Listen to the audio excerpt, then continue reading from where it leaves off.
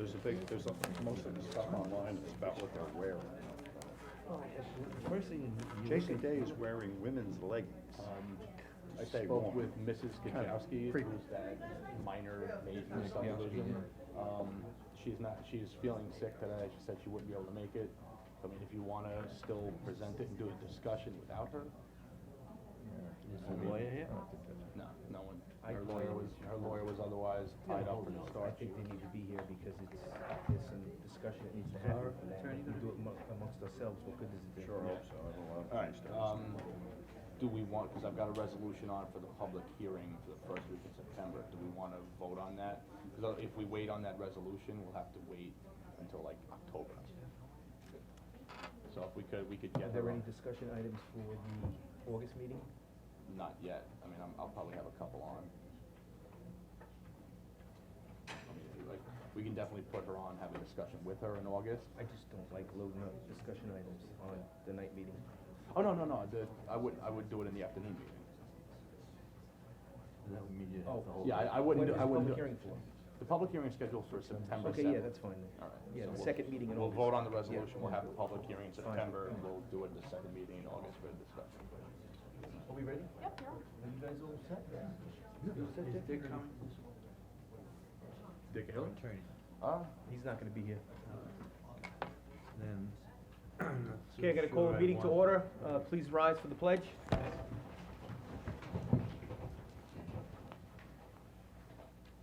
Pledge allegiance. To the flag of the United States of America, and to the republic for which it stands, one nation, under God, indivisible, with liberty and justice for all. Reason I say that. Okay, welcome to the July 20th Dick talked about that. Town of Riverhead Planning Board work session. First discussion item on our agenda today is 374 Main Road in Aquabog.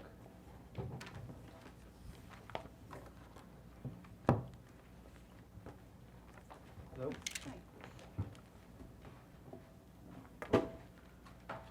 You can just state your name for the record. Susan Brierly?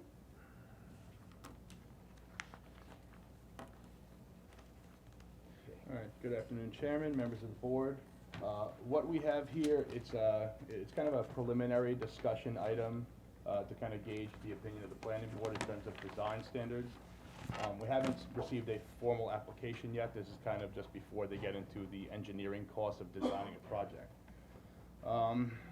They've got a proposed site. It's a 3.5 acre parcel located at 374 Main Road, Aquabog, on the northeast corner of the intersection of Main Road and Union. The parcel is zoned rural corridor.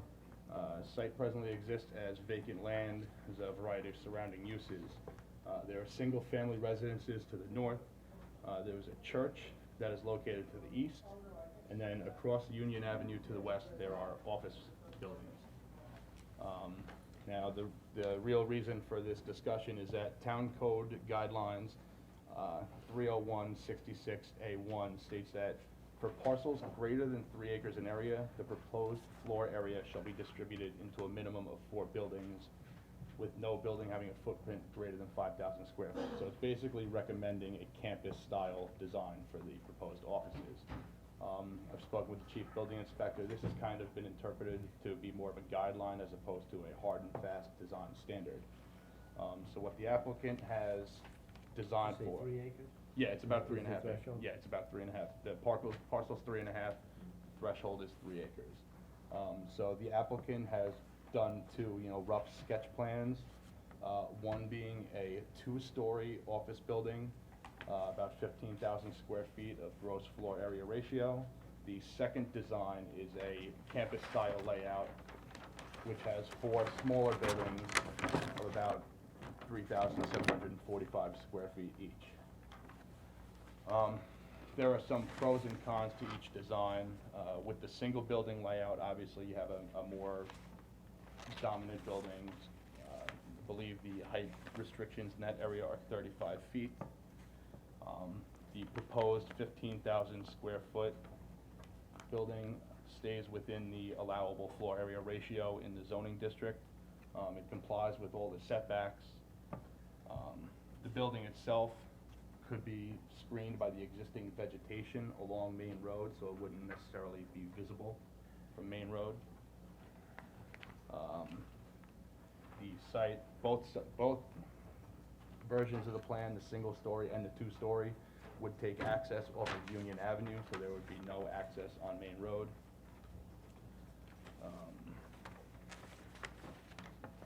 If the design is done in the campus-style layout, which we've seen here, the buildings would be located closer to the residential properties to the north, utilizing the single-story, utilizing the two-story layout. They're approximately 370 feet away. Using the campus style, they're about 65 feet. So it does, using the campus style, does bring the buildings much closer to the residences to the north. What's the setback here roughly between the main road and This this? would be 50 feet. 50 feet, so you'd see that. Well, there's actually quite a healthy existing vegetation along Main Road. That would So not be if that touched. was Leave kept, that, yeah, if that was yeah. kept, it's something that would obscure the building from Main Road. Both designs are gonna require a variance from the ZBA for impervious coverage. I believe the two-story building will require impervious coverage of 32%. The campus style is 44%. The maximum allowable in the district is 25%. So it's just to which degree you're gonna have more impervious. How does the parking calculation work out? We need 100 parking spaces, and we're providing them, Either way? yes. We are willing to look into pervious asphalt coverage to kind of reduce that number, but Greg and I had a conversation about that, where it's not exactly easy to maintain, I guess. It's not as desirable. Yeah, I mean, when you're going to plow, gravel kind of I gets guess it ripped doesn't off. hold up.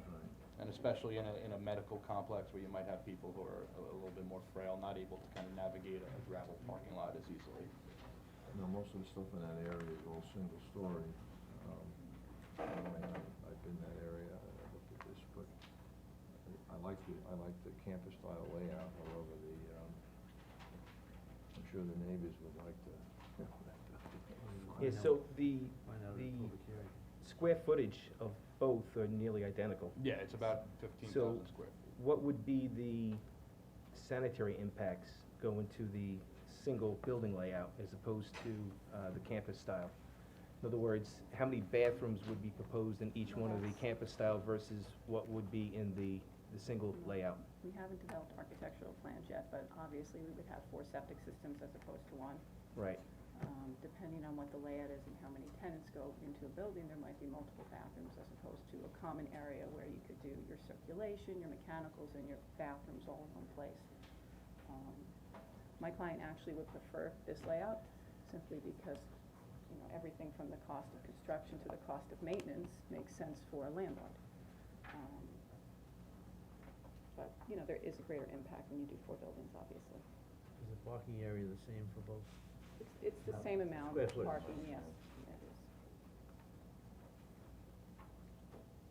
Yeah, so I mean, that's really to gauge the opinion of whether the board prefers the single building, two-story, or the campus style layout. I mean, I think with that buffer, the neighborhood would better than 60 feet or something like that, you know. I would prefer the single building layout, sanitary reasons and setbacks for Is this the area. Where's the sewer at there? No. No, so we're out there. You said the minimum setback was 50 feet? That's correct. I'd like to see maybe you could move it even further back a little bit since you do have some room back Sure. there. That would give us more area to screen. Okay.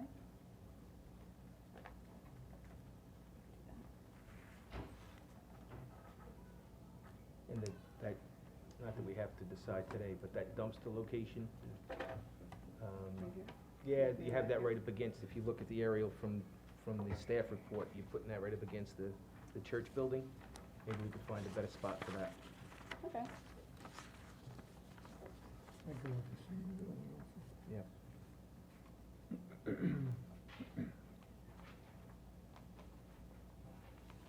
So we have a consensus for the single building layout and details to follow, right? That's correct, Okay. thank you. Cross easement, anything? Nothing's proposed on the plan with the access to the church, but it's something that could definitely be looked at. I think that'd be a good idea. Across easement for the Yeah, church? cross access to the Cross-access. church to the east.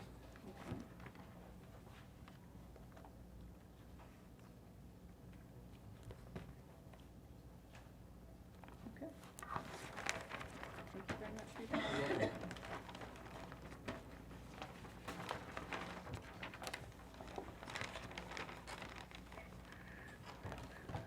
So we can expect the site plan next. Yeah, we're gonna move into engineering. Thank you. Okay, next item on the agenda is TSA Capital for a fueling station on Route 58, Old Country Road in Riverhead.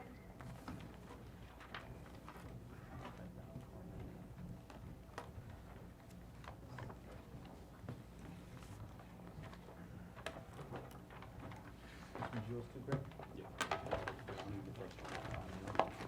Is, But we're gonna hold off on the Gajaski, so I've got 4. who else was, Brad's got, Brad? he's got something coming up.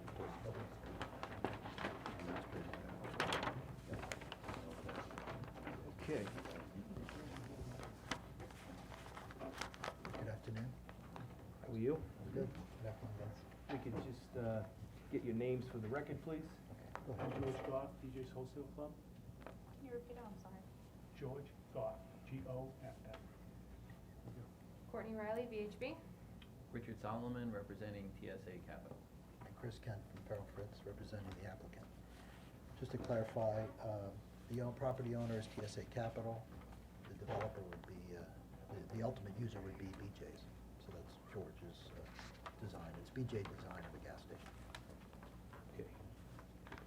And of course, Courtney's here with the VHB for the site plan. So you want to start?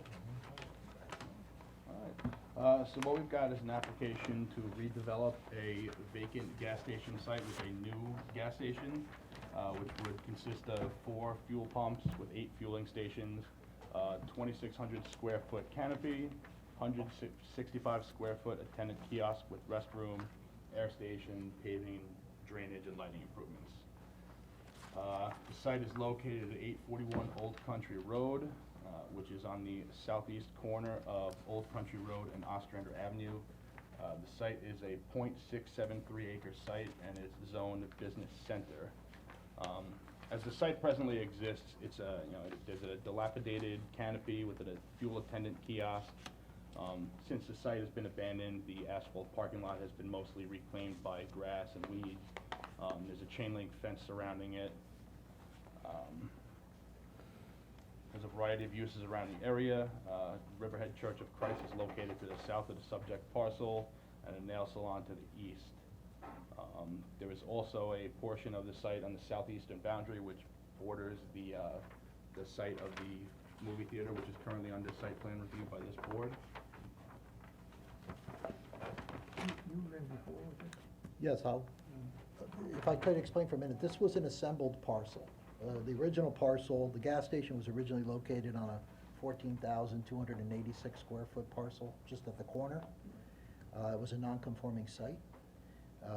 We reached an agreement with the church to the south, and there's been a boundary line modification that added 14,375 square feet to the property, which now makes the site conform with zoning.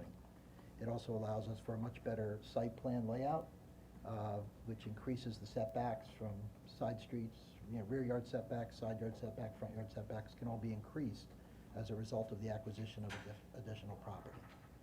So this development is the same use. There was a use variance granted for the site that runs in perpetuity. There's no time limit on it. That was granted by the Zoning Board of Appeals that's been submitted to the planning staff, together with an opinion from the town attorney stating that the use variance is still in effect, and that issue's been resolved. That was something we talked about once before. The application was originally made July 22nd of 2016. We were told that it'd be better if we completed the lot line modification process first to assemble the parcel before we came back and went to site plan. that's Who- been, Chris, who told you that? who told us that? Did we? I think the board did. Yeah, we. Because I kind of- remember when you were here for the lot line modification, and maybe I don't recall, but I didn't know that this was proposed at that time. Not that it makes a difference, but I'm just trying to remember how this all Well, we came submitted the about. application for site plan approval in July, at the same time that we submitted the site, lot line modification, application. In talking with planning staff, we thought it'd be best if we assembled the parcel first before we had the site plan layout on property that we didn't own. We still don't own it, but we are close to having final subdivision approval from the health department. That's kind of what has delayed us, getting the final health department approval for the subdivision. And we're just about there now. I'm in the covenant phase now of approvals from the health department. As soon as the covenant's complete, which is a connection for sewer and water, abandonment of existing sanitary, we will be able to go forward with the filing of the subdivision map. The subdivision really is of the church's parcel, not our parcel. We're adding this land to our parcel. And this is the actual map, This the is, two lots. no, this is now a site plan. You should have a site plan map now. What do you have in front of you? Yeah, No, this is a subdivision map still. Why do you- the subdivision. But you show where your pumps are proposed and everything. Well, the subdivision's already been approved. Yeah, but this shows everything, so Right. it's, But we do have an updated site plan that was submitted on May 16th. we have, Yeah. So that's really what we're here for today. We're here now for the site plan, discussion of the site plan, proposed site plan. right. So, the gas station that is there now, the abandoned gas station, are the fuel pumps and underground tanks still in place? No. They've all been removed? I think that was in 2012, right? It was done by Strong Oil, the prior owner, and they were signed off. No further action letters were issued. Is that all, was that all submitted, that, I don't know if it's. I touched on that. They did get building permits and they were issued COs for the removal of the underground tanks. we have that? Yeah, I've got COs. Okay. There was a prior application on this that was approved for a gas station redevelopment on the same parcel, but I think at that time, everything was submitted to the planning department.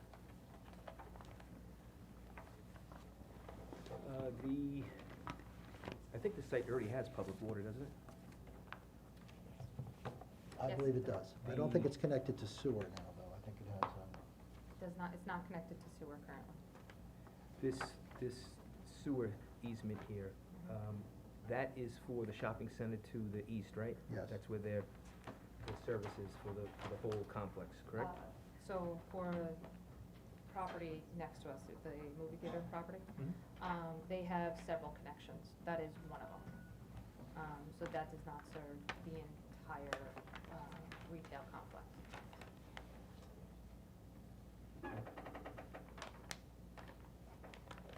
And that's where you're gonna tie into the sanitary there, on this easement? there is some, we do have to relocate. There's an application into sewer district for relocation of that pipe. So there's gonna be a minor jog in the pipe that's going to allow for the more, safer development of the pumps on the, I got it, right there. Right. So, that corner. Again, I don't mean to be, this is a subdivision map, I don't, I know that, but and I wanna make sure it that. has a level of detail I'm Yeah. comfortable with, so Okay. my questions are based on the site plan, but I can read off of this Okay. more easily. I just wanna make sure we're Easier. looking at the most recent proposal. So this, what would be the southwest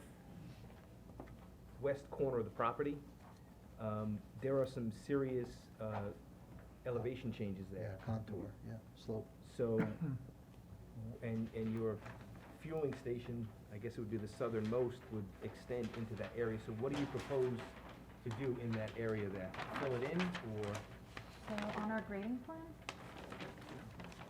Try not to get it onto the microphone. It's this map that's. So just going to our grading plan, you can see here, we will be grading, and filling in. And there's gotta be a retaining wall. We were able to get rid of the retaining Oh, wall you on did? this application. We had a retaining wall in the last application with Stop and Shop. They were actually taking, less land than this was. So on the prior application, the subdivision, Result taking about approximately 8,000 square feet, which is, they're taking more on this one. And they had a steeper elevation which required, a retaining wall. This is a one on three, so one on. Right here. And we've excluded this from the development as far as, for steep slope calculation, being over 25%. So you'll be bringing in some material to level that off? Well, we're gonna have, some material from, the dry wells, that we'll be excavating for. We have not done a cut fill analysis on this yet. Okay. You're also eliminating the cross from the shopping center that is there now. People use that to get out to Ostrander. No, let me show you that, that's why I brought this map.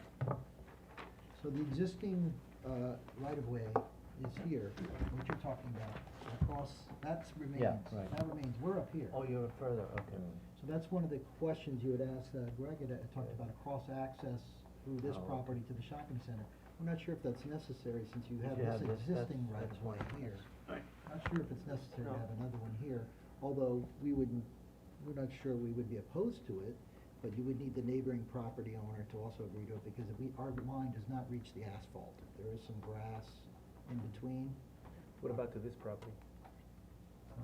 Lee Nails, I mean, They've got parking along here, I don't really see where, it might be feasible in this area, but, I think That they'll- wouldn't do solve yeah, much. it wouldn't do much.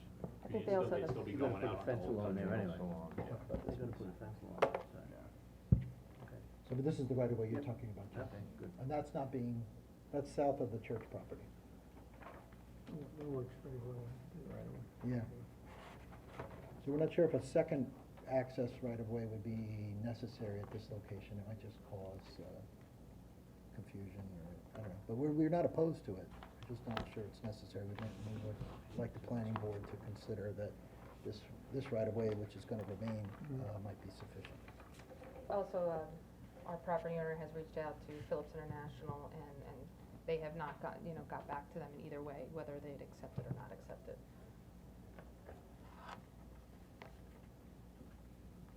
Unless you wanna come back, I'm sorry. Well, let's come back to, I wanted to discuss the traffic flow on the site. As the site plan is proposing right now, they're proposing 2 curb cuts on Ostrander Avenue. The southernmost curb cut is 28 feet wide and would be used for ingress and egress. The northern curb cut is 17 feet wide and is proposed to be egress only, right turn only, which would direct all traffic north onto Old Country Road. The northern curb cut's approximately 50 feet away from the intersection of Ostrander and Old Country. That in and of itself would require a variance from the zoning board, from a section of the code which states that vehicular entrances and exits shall be more than 75 feet from any intersection. Staff would recommend that this curb cut be eliminated, as it might pose, a situation where people might try to jump in there quick and, being that it's only 17 feet wide, might, pose some accident liability. Did we get comments from the county? No, we've not got comments from the county. However, this is the same layout that we had for the previous application, and we received approval for them for this specific layout. Where that curb cut is now? Exactly. Again, this is a great improvement over existing conditions. Currently, this is just open No, it's horrible, I know. pavement all the way up to right here where there's a little brick wall with a sign on it. And from here all the way to the property line is open access without curb. So what I will say is, as far as the 75 feet, and I mean, that makes sense in that code for a two-way access. It would be hard to see entering, exiting, and as well as traffic. Here with the one-way access, I think a lot of times one-way accesses don't work for 2 reasons. One, they're not signed appropriately, and they're not fashioned in that way as far as the curving. And what we've done here is we've tried to curve this to alleviate that, as well as done signage on both sides of that entrance. One of the next comments that the planning staff had gotten into was also this access here. creating the fact that if someone was coming this way, they would have to come in and go like this. You know, we can move this comfortably. This is about 150 or so feet. We can comfortably move this to maybe a 35-foot radius. That would widen the radius to allow cars in a little bit more smoothly, as well as shift this away, and then this would become just a larger island. So, you know, what we'd like is to keep this access. You know, essentially, if someone was lined up here, they could stop here regardless. We do feel that they have a clear view if they were able to get into this lane. And then on this one, I think we agree that we can move this a little bit to alleviate that sharpness of that turn and move this a little bit closer. It'd probably approximately be about here. And still maintain the 75 feet from the. It would still maintain the 75 feet in this area. The, site plan that I have here now shows two areas where it says do not enter and stops. Are those- So the BJ's prototype does have one-way access. The reason for that is and I'll let George speak as well. They have longer hoses, so you can access it from either side of your car. The other thing, it's safer. Instead of having cars go from opposite directions in either direction, this allows all traffic movements in one direction, and they're either coming this way or coming this way. Vice versa, on a typical gas station, you have cars accessing from either angle, and BJ's, as their prototypical, on all of their stores, has a one-way here. And I don't know if you Yeah. wanna elaborate. Where it sa- Where it says do not enter. Well, what okay, we're trying is to that- do- Is that a physical barrier of some sort? No. There'll be signs and striping and markings on the pavement for such. There's also Okay, additional thank signage that's on the ends of every dispenser unit as well. So we have do not enter on you know, on the reverse side, on the other side it's the enter, we have pavement markings there. We have over 120 gas stations currently, and all of them are one-way flow. I mean, this is, I mean, for us, this is what works. It gets everybody in the right direction. We have extra long hoses, Once we're the very customers accustomed to get this. used to it. Hmm? Once the customers get used to it. Yeah, it's probably the first time you go there, but, you know, like, I stopped at the service station on the way in on the highway, and it's one-way flow, you know, you see it a lot of places, it's not unusual at all. But it does, it keeps, you know, the car going in the other direction, and then having to back up, turn around, because, you know, so people can use either side, the extra long hose, so if you're, no matter which side your cap's on, you can fill up the tank, you know.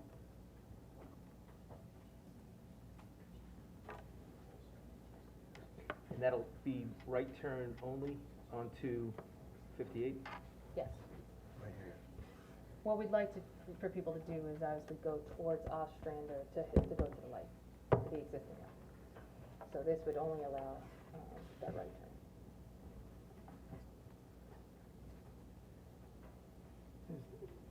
The use as a gas station and what it was, is that still, I know what your answer was gonna be, is it still alive? Yeah, the gas use station was, use? there was a use variance granted. Right. So when a ZBA grants a use variance, if they don't place a limitation on it, it runs with the land.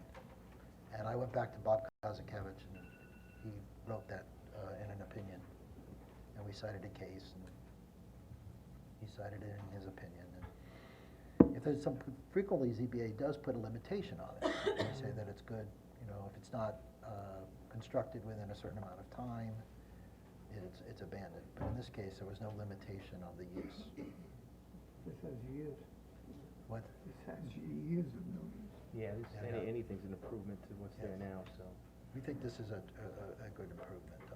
So Courtney, if you could just explain to me, so this says do not enter here, and it also says do not enter here, so how would you get over here? So through, Oh, right so the through. cars are entering through, I they're see. fueling up, and I then see. they Yeah, would don't get exit. confused. Right These through, are the- no, right through Yeah. the, These are the pumps here. This are the Right. tanks, underground You drive tanks. right through, I got you. Yes, see. you don't have to go around. Right, so the focus is to get people into the site, move them, fuel up, move them through, and then they would either exit to go out here, or exit to go out there. If you're on Old Country Road, and I'm coming west on Old Country Road from BJ's, From BJ's. Leave, From from the From store? BJ's. Going west. how do I access the gas You station? go to the light. And I have to come in Ostrander. Right. The light's always the safest Just making sure, access yeah. to any, and leaving any site. It's just strange that it's so far from the site, you know. Yeah. They're on top of it, No, but Ostrander's right. No, he means they're BJ's to the. Oh, If you you're mean coming BJ's out, you from can the. shop, say, I'm gonna yeah. stop and get gas, it's cheap, you know? Yeah. You gotta go up into that Austrian, that's clear enough. Does BJ's operate any more off-site, like We do satellite now. gas stations like Yes, this? It's, we've gone through the phase of, obviously when we started BJ's Wholesale Club back in 1984, we didn't do gas. So we developed a lot of clubs without gas. And then later on, we took on the gas program. And in some locations, based on the property, et cetera, the development, we could put gas on that property. Other ones we couldn't. And that's been our focus. And so we've continually gone through that process. We actually have gone back and added gas to some sites because property became available. Landlord might have picked up an out parcel, et cetera, and we've been able to add it. And likewise, we've been wanting to offer the same service to all our members at all locations. And so we have reached out and have gone to off-site gas, as we term it. And they are typically, within 1.5 miles, 2 miles of the club, usually sometimes a lot less, depends, we have out parcels right adjacent to our property, actually, in some cases. And so we are expanding that, and our hopes are to cover every location and have gas everywhere. Are BJ's gas stations open to the public, or do you have to be a member to use them? When it's on site, we do membership only. When it's off-site, out of convenience and et cetera for other people, then we open it to both. There is a different fee structure. We charge more, and we encourage them to become members. But obviously our way of looking at it is, it's twofold. One is, we could possibly pick up a membership. And then the second thing is, someone's running low on gas and they pull in. They can buy from us. All right, What's the approximate size of that grassed area? So the southwestern part, about square footage. Give me a minute, I'll find out, and we'll go on to the next one. Yeah, so I'll run through some of the notes that I had in my staff report. Overall, the landscaping plan that they provided was attractive. The only real recommendation that I proposed was in this southern island here, there was a note that said, verify existing tree conditions and protect as required. Being that the remainder of the site is being cleared, I just recommended that they propose a landscaping plan that's consistent, I think the autumn blaze maple, I don't see the. That's fine, I we don't see the agree. We use can in take out- keeping like 2 or 3 existing trees, Do you just wanna kinda. go landscape with that? Yeah. We actually could also have it here too. So we were keeping, there's 2 existing trees, what Greg's talking about is here, and we can, remove those and make them no trees, there's no problem with that. I was just, the note said verify their condition. I mean, if they're not in the, salvageable condition, I think just to create uniformity and keep it consistent throughout the site, maybe just propose the landscaping there that matches the rest of the site. We have no problem, take those out.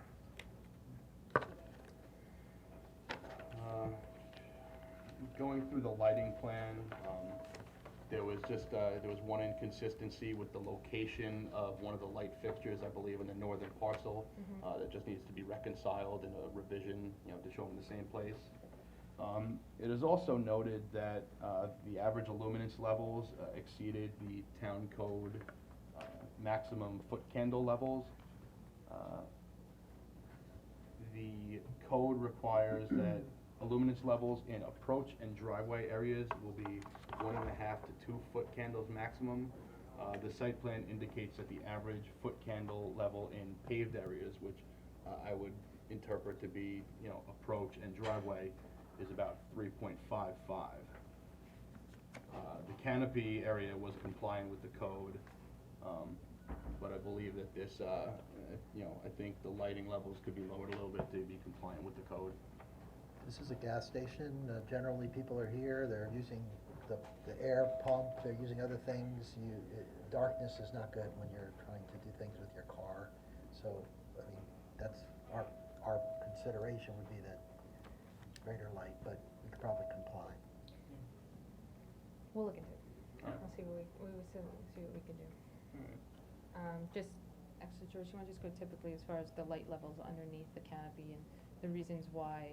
Well, you know, Typically. well, really expound just a little bit in regards to what you're saying was obviously someone's fueling up their car. Sometimes they're filling gas cans, right, for their lawnmowers, snowblowers, et cetera. There's a certain amount of light level that's typically required. 5-foot candles is actually not that much, and it's actually low compared to what you see for EIT and other recommendations for service areas. It's usually much higher, it's usually 2 or 3 times that. We will certainly, you know, look to keep within the 5, and it's just that. Well, the canopy area Yeah. itself was good. I Yeah. think you were at 3.54. It was the, you know, Right. the remainder of the site was a Right. bit high. Yeah, I mean, well, obviously, we need to relook at the light levels, et cetera. That is correct in regards that people, like I said, if somebody comes with a flat tire, you need proper light to go it out. I mean, there is some consideration there. We are on an intersection on a, you know, between roads that are gonna have, you know, lighting, cars and everything else. It's not like we're in a, you know, protected area neighborhood or things like that, that's gonna be sensitive, but we certainly are willing to look at it and bring it down to what is acceptable to you. You know, maybe we could do some special lighting that's lower, you know, at the airport, for example, you know, something like that, Right. drop it down. a little Yeah, bit. right now, the poles are about 13 feet in height, Right, I mean, it's something we can but look maybe at. we can, you know, reduce some of the site lighting and then just do Yeah. specialty lighting around where we feel is the most, which would be under the tank and the air pump. And we are utilizing LED lighting, which gives us the availability to actually contain it extremely well, so we don't have anything flowing off the Yeah, side. well, and I did note that there's no light trespass around onto neighboring properties. That's so. what we have in the system too. What are your hours of operation? Well, it will be dependent a little bit on, I'm not aware of any restrictions in regards to the code. So it really, ultimately, we typically have it, most of our stations open around 6:30 in the morning. There are locations that we open up early, you know, because they have airport traffic, et cetera, et cetera. So it becomes a little dependent on that, all holidays, things like that. That's really operations. We'll examine that as we progress through. You don't foresee 24 hours? I am not aware of any 24-hour location now. Okay. I'm not aware of any. I've asked that question in the past, I still am not aware of any. You know, and the fact is, you know, even if we're off-site, we sell mostly to members. You know, so it's a different scenario. One thing I noted was the location of the RPZ. The RPZ is proposed to be located in this southern island, in this area. They're proposing to screen it with 6 shamrock inkberry shrubs, which will be maintained to a height of about 4 feet. Although the RPZ fixture may be screened adequately, I know this board has preferred to see RPZ fixtures installed inside. It probably only takes up about 4 square feet of floor area, so I considered maybe, is it possible to put the RPZ into the kiosk? So we did look into it, and unfortunately, there's not a lot of room in our kiosk, that's only 165 square feet. We've also kept it in this specific location to avoid any crossings of the tank and any of the products. And that's why it wouldn't be coming out the back and hiding in the back, it has to come out the front because of the tanks, and any of the product that's going that way. You know, what we can potentially look into is any other hot box type of fixtures. You know, they have things called hot rocks. This is a smaller RPZ. I know that some of the bigger RPZs, they look like huge boulders, but maybe with the smaller RPZ, since this is a small line, we could do something like that. We could also look into the potential of berming up or potentially putting it into the ground. So we'll take a look at it and see what we could do. You can't put it into the ground, but we'd really like to see the building. Hot rock idea would be. Let's see what one looks like if you want to propose it, but our preference is in the building. Well, we can certainly show you the plans that we have, yes, I mean, it's extremely small, and there's really not a lot of footprint in there when you talk about the equipment you need for the gas station. So, This is what the box looks like. So that would have to go in this small building in the island. but let's, we can pass it by our engineers as well. Okay.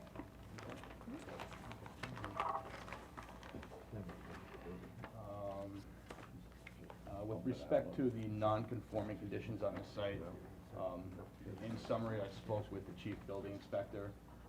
All of the conditions that would be non-conforming with regards to the site plan, they're improving on the already existing non-conforming conditions.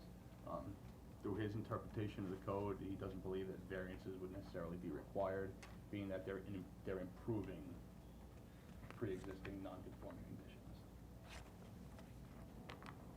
This small building that you have here, is that gonna have restrooms? It has a single restaurant. A single restroom? And are they gonna sell anything? We do not sell anything but gas products. So it's just basically for gas? Right, we'd hire a convenience store, we sell no other products, And the restroom is not open to the public, it's a, only if it's required by code. just the attendant. Moving on, staff report details comments from the building department, from the architectural review board. The architectural review board reviewed the site plan when they came in originally. It was November 2016, when they were dealing with the subdivision parcel. They had comments that, the project is minimal from an architectural standpoint. They just wanted to see photos of existing BJ sites on the island. I believe they saw this digital rendering that they were okay with, so I didn't really hear any, I didn't see any opposition from the ARB. Comments from the sewer district are pending. They would need They're all the same. they would need a permit from the town highway department. The town highway department might recommend some drainage structures, because I didn't see anything along Ostrander. I don't know if it's a drainage issue over there, but it's something they may wanna consider. And that's what I've got. And just going back to, one thing, the generator transfer switch. So we do show, a generator in the back of the site. It's on the site plan as well, so just so you know, there is. What we'll do, so right here, we call that a generator with a bollard protection. The switch will be here as well, so we won't, so just. How's it fueled? That's diesel. Diesel? Yeah.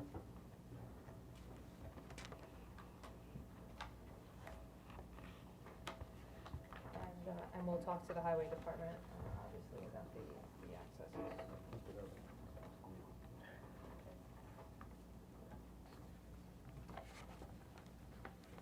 Anything else, Greg? That's all I've got. Any questions from the board? The monitoring wells that are shown on the property, do you have any, or the most recent sampling results from those monitoring wells? Not recent, but they had done this, Would you have access to any of those records? we can look for it, yeah. If you could find it, Yeah. just so we have it for the I file. think we did have some records of the. Yeah. Yes, we did have some in the file. Okay.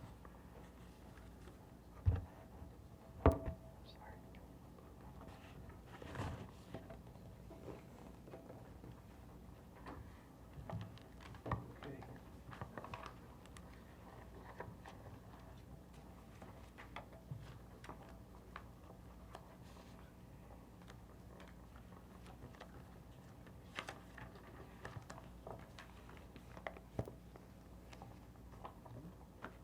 Any other questions from the board? No.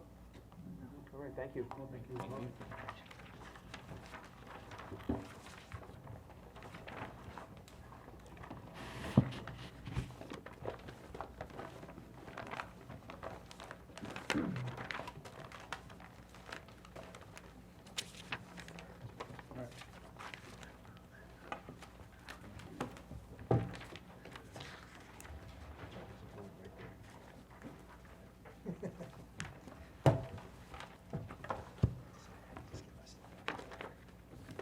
I have a copy of the approval, Oh, from yeah, the county. Were those for, Emily, those plans? What was the ARB plan, Brad? These sheets?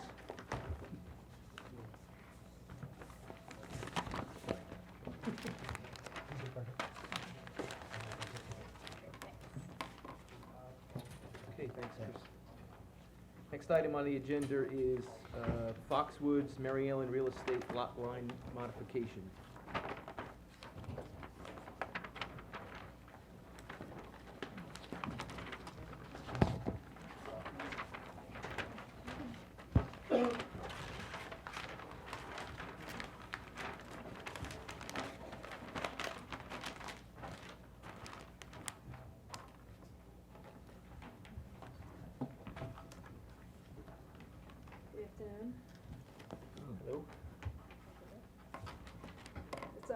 Kimberly Judd, and here, Jane Millman Strollo, Tony Strollo from Riverhead Dodge, one of the applicants. Good afternoon, everybody. All right, so the application before us right now is a minor subdivision, lot line modification, land conveyance. It seeks to modify the lot line and transfer approximately .917 acres of land between Foxwoods Condominiums and Mary Ellen Real Estate, which is the site of Riverhead Dodge on Old Country Road. For lack of a better explanation, I guess there's an access parcel off the back of the Foxwoods condominium property that I guess was originally supposed to be used as access. It was never developed, it was never built out, so it just currently exists in a wooded state. The applicant is proposed, as the lots exist right now, this portion up to Old Country Road is owned by Mary Ellen Real Estate. What the lot line is proposing is to cap it here and absorb this into the Mary Ellen Real Estate property. It's pretty straightforward. There's no water no water service affected by it, no sewer service affected by it, no access to any parcels affected by it. One recommendation that staff had is there is currently a open site plan application for Riverhead Dodge. If the lot line modification is approved, we recommend conditioning it that there's no clearing of the land until the building permit or site plan approval is issued. Gotta pull those trucks somewhere. So, who owns this, Mary Ellen Real Estate? Mary Ellen. Do they own this too? No, this is, No, I'm this is sorry, currently Foxwoods. Foxwoods. Right, so Foxwoods owns this strip over here. Right. There you go. No, I see it, I see Yeah, the lines. so yeah, so Foxwoods owns this. So where's Mary Ellen Real Estate come into this? This Mary Ellen is. That is Riverhead Dodge. Dodge, Oh. and that's, That's a real right, estate and company. that's the parcel. Strollo, I I don't know know, Mary so- Ellen Real Estate, okay. It's my mother's My name. wife's first name. Okay. I had to pull that off that way. So, and this would remain with Foxwoods? Yes. And the only thing just changing, like Mr. Bergman said, was just the access, any of the easements that are in place for utilities for Foxwoods, they stay in place. So would there? Well, those would are, there I be a think, new- further to the east, right? They're, utility access, or, cause we just went through that with, Costco, right? Where they put the wall up. Yeah. That's where their easement is. So there's nothing in here that would encumber the, you know, Nothing that I've seen. new lot line.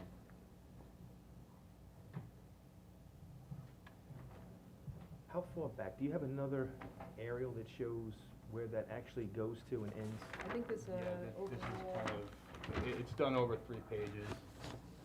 Okay. and that's Foxwoods? Foxwoods and their access off of So Middle it Road. continues back. This would probably be a good representation.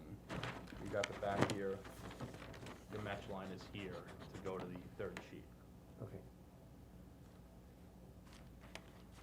The expansion of the site, is that for, future use like parking, et cetera, for, For a new event- car dealership. Pardon? For a We new already car had a dealership. site plan in, we'll have to come in with a new site plan. Right, Because we have increased property. sites, right. We're probably gonna move the building slightly west to give us more room on the east side. And, of course, that area which is up front, I think is 150 feet Yes, frontage up front. yeah, right. We'll wanna park vehicles there. So it means we're gonna have to submit a new site plan, I'm sure. Yeah, sure, okay. That's what I was getting at, really.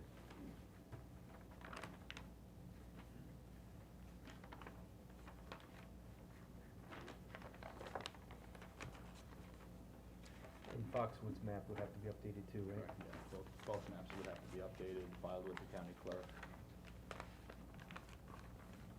That's just part of this, would be just part of this application, the application. You know, health department approval, the standard procedure. Okay, seems very straightforward to me. Any questions?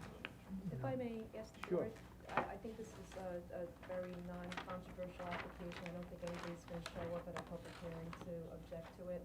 I know on your agenda it says September 7th for public hearing. Is there any mercy the board can show in doing it in August, only because they'd like to redo their site plan, to incorporate this new property, and they have contract obligations right now under Foxwood with the lot line modification. They have a contract with them right now, so I didn't know, Really, it's the posting that's the problem, I think. Yeah, I don't know if you would be able to post it in time. definitely for Yeah. the second meeting in August. If we wanted to hold it at the, 'cause I know we prefer to hold public hearings at evening meetings. I know I think we've done it one other time where if the applicant is willing to provide the cost. All right, so you're not asking us to forego the, Oh, no, just if Just to there's do any it way, at a- Do since, it earlier, which just since. I think if they do the posting in Newsday, I believe we've done it on another application. Okay. They'd make it. They'd make the 10 days, so They I make, mean, what, August? it would be, I The believe. evening meeting or the? The evening meeting, I believe it's the August 7th? August 3rd. Who owns the piece to, the west there? Oh, this. Was he, That easement. That's where Costco is putting up the. This here? That's the This is Costco. all the new Costco. bricks That's and where the blocks. new building's going for their This condominiums? is where that wall went up along here, that. Oh, wait a minute then. So, Just out of fact, I don't think it affects it. well, then the utility easement is right there. There is, and those, whatever easements are there for, in favor of Foxwoods would still remain there. Oh, you were flipping it. Yeah, I was thinking it was on the Okay. other side, but I know that that's because we had that in front of us, so I think we should show that. I was asking only to see if anyone would turn out for the public hearing, but now that I have my bearings corrected, I would like to see that shown Okay. on the site plan where that easement actually is. Okay, It needs to be shown if they're gonna redo their map too.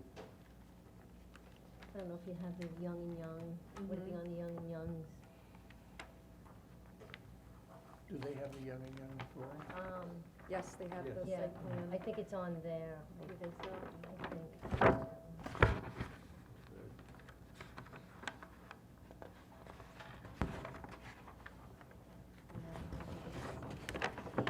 Oh, that's the, okay. Yeah, you spoke about the old survey, but Oh, I'm thinking the old we have survey. to overlay it. Kim, do you know like kinda where that is? I mean, that easement where it It's- comes out to It's 58? been marked by the surveyor. Yeah, it's What's just- the it's width not- of it? Is it a 10-foot or 15-foot? I think it's a 15-foot one. I'm not familiar, Yeah. I don't know the details. Just like to see it. Yeah. Okay, sure. It doesn't change anything, we'd like to see it on the plan.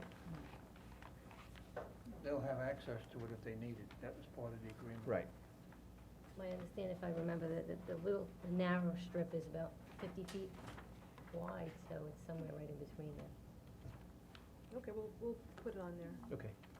And I don't, given the circumstances, I don't have an issue with doing the public hearing, being that it's not, doesn't involve residential neighborhoods or anything at the day meeting, as long as the other board members agree. That's fine, we can get it. We do it the middle of August meeting. Yeah, I believe it's the 17th. Okay. There would be no issues with You have- posting you even have in the time local to- paper. Okay. Put the posting, except, The posting will be okay. You just have to watch the dates to make We sure do it that, at the afternoon. I'm sorry? you handle it? yes. All right, thank you very much. Great. Thank you. Thank you. Thank you. Have a good day.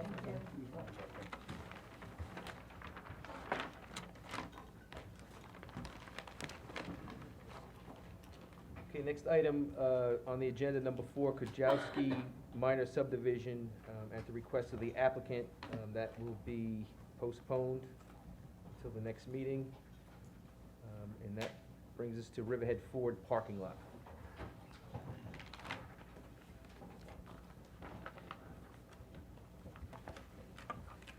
Guys.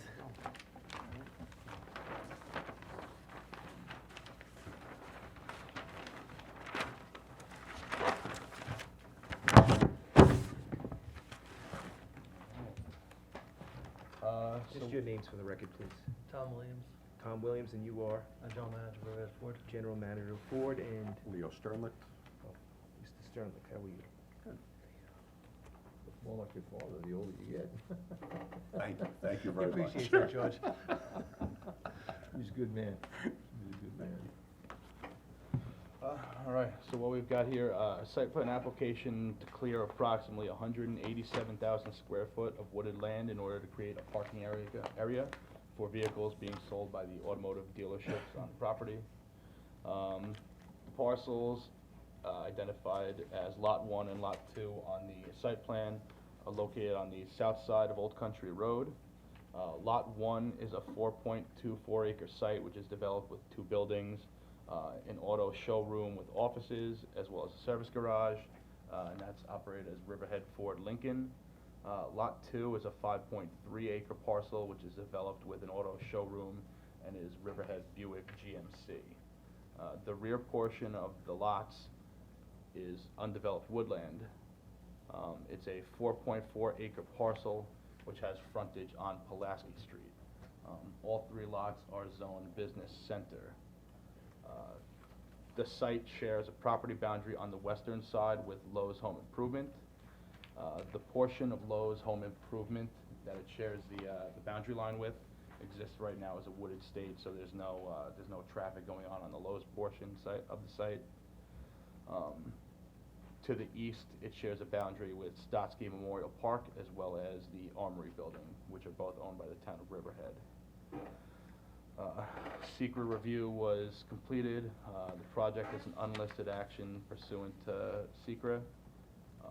Part 2 of the full environmental assessment form was completed on June 6, 2017.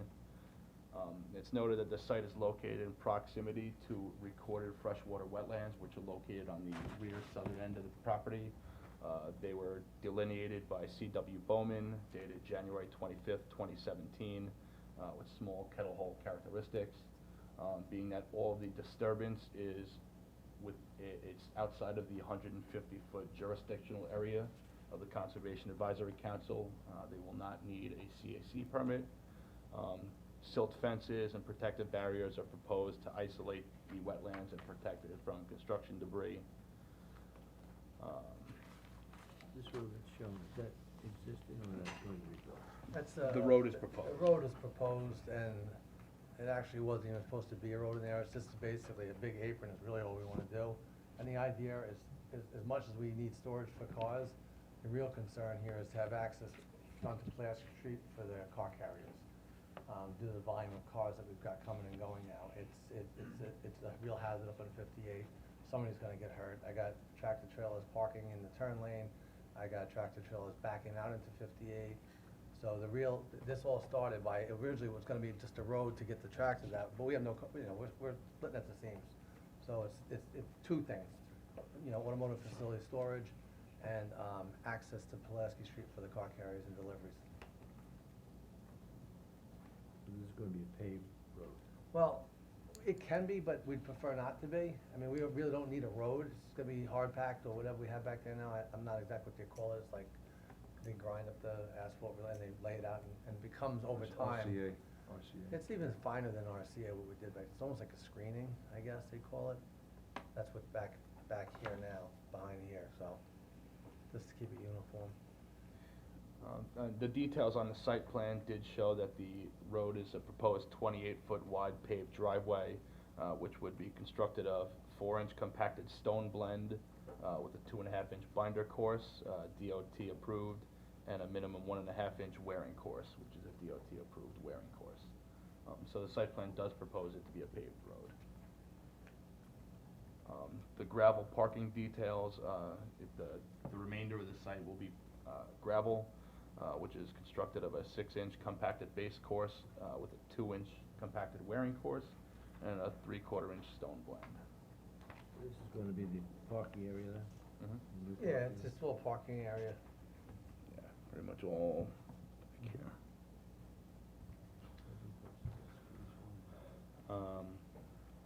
When the tractor trailers come in, will they pull in? They'll probably pull in Pulaski? on 58. My guess is they'll pull in on 58, unload, drive straight through, make a right, and come out at the light where, They wouldn't come in from Pulaski. no, they wouldn't. They would exit out of Pulaski, and that would give them access to that light, which is, I don't even know the name of that road, that new road you just put in there. That's on the other side of Chipotle and, across from Pulaski, the yeah. Riverhead Center, that, so it would give them access to that light so they can make a left turn.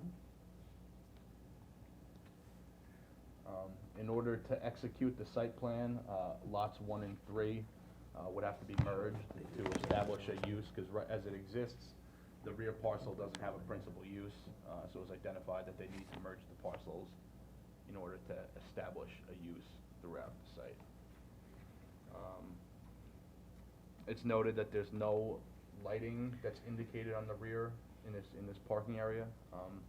I don't know if that was the applicant's desire to not have any lighting. I mean, for security purposes, maybe something you'd wanna consider. You know, I wanted to put lights here and the town told me no, so I didn't even bother asking to put them back here. You gonna fence this? Nope. Cops told me don't fence it. You put a fence up, bad guys get in, cops can't. When we used to have it fenced in, we had more crime and theft than we've ever had. You open it up and we have less because the police officers have access to the property. You fence it, they cut it over here, they come in, they take what they want, they go out to the park. Right, but if you don't put up lights and you have all the new cars stored back there, you might as well put up a sign saying, "Come rob me." No, the cops hang out there. But you're right, but we could put lights back there, and I'd be happy to put lights back there. Tell me they're allowed. Last time I wanted to put them back here, I was told. But I guess where I'm getting lost is, we are the town, and I this is the understand first time that. we're saying this, so No, did but any when, of, one we of did a whole site plan when we did this building here, and back here, and we wanted to put lights back here. And I ran into some interference, and to be honest with you, I just wanted to finish the project, so we just let it go. And I never pursued it, because it's just, I just gotta get a project done. So, we can do it now, I can put them on there, or we can look at them at a later date. You know, right now, we're back to approximately here, all right? If you look approximately here, and in the back row, I don't know how old that picture is, but the back row, there's 5 rows of trucks bumper to bumper here, so it's a little bit of a hassle. But, so where am I gonna end up back to? Here originally, or on the sides? It's gonna be pretty open in the middle. If I start putting that many cars on the property, Mr. Sterling's gonna have a heart attack. So then, you don't have to take down all the trees if you're not gonna use it all, right? Eventually, I'm gonna use it all. Oh, okay. Gonna sell more cars, that's the plan. How many you want? George is good for a few. You need room, I mean, you guys need room. It's very tight. There's It's no very place tight. for I customers drop- to I park. drop, you know. Yeah, there's no try place to for drop customers. something off. There's There's no place to There's park. no, there really is, it's sad. It's really, you know, it's a good Yeah, problem yeah. to have, but it's a huge problem. So this way, we can keep this front very open and organized for customers and things like that, and everything that's in here is basically gonna get shifted back. Yeah, the more space you have for customer parking, less space you have for inventory. The one thing, doing with regards to landscaping, clearing, and buffers, site plan is proposing a 25-foot natural vegetative buffer along the eastern portion of the property. There's nothing proposed along the western side. Town code prohibits off-street parking within 10 feet of any property line. So staff would recommend that a 10-foot vegetative buffer be kept along this western side just to comply with the parking requirements. Or some, you know, if you're doing parking up to the property line, you would require a variance from the ZBA. I don't think we intended to park up to the property line. I don't think 10 feet is an issue. Yeah, I mean, 10 feet is, It's a half a car. But I guess the real question is, do we have to amend anything in order to have a hearing? I don't think a revision Okay. small as including a buffer Okay. would be something Okay, that's great. gonna tie us up like that. It was no, I mean, Let me ask you a question though, because that is strictly, we're talking about lot 3 now. Because there are parking spots right on the curb here that were approved on the last site yeah, plan and I mean, over here. they're So we- existing we- non-conforming, we wanna address, you know, we wanna address what we're addressing now. So a 10-foot buffer on the west side? Yeah, I mean, on the back here, 10-foot buffer. You know, like I said, 10 foot's not a big deal, but, you know, when you're going back here, it is kind of silly that it doesn't, you know, if there was neighborhoods or houses, I'd agree with you 100%, but it's nothing. But- Again, it's not a big deal, I mean, it's 10 feet. yeah, the code is what the code is. I'm And not- just keep the existing vegetation there? Yeah, 10 feet. So the site plan did note an optional chain link fence, you guys are not proposing Well, a chain link fence? at right, this point? the engineer, or you know, Jeff Butler drew it on it, just assuming we would do it because there is a chain link fence that comes down and goes across the back and comes up. And we had that up there, but there used to be a front half, and we took the front half down. And if I told you how many times I fixed the back of it, and the police, I mean, literally, they said, just leave it open. You know, because what happens is they come in here, they see it, the bad guys, and the police can't get through there, so they said, just leave it open, you're better off. Who really knows? Who communicated that to you, though, would be my question. Just P.O., real Yeah, police so that really officers. doesn't The- weigh the one- much well, unless it's right, it's the an one- officer like the chief or captain or It's somebody. the ones that are doing the job. Well, That got stuck in the but- bag, I gotta wait, cause they can't get Yeah. through the woods, and they have to go out here and they're gone, But so- for that type of decision to be made, I don't Right. know that, Well, is the fence required? well, we usually require, boundary fences on most of our applications to come in front of us. For what purpose? Several purposes, to delineate boundaries, prevent encroachment either way. So, Mr. Chairman, town code does require buffer plantings or opaque fences shall be provided between commercial uses and adjoining residential uses or zoning districts. It doesn't mention anything about commercial districts to commercial districts, which is what we're dealing with. Okay.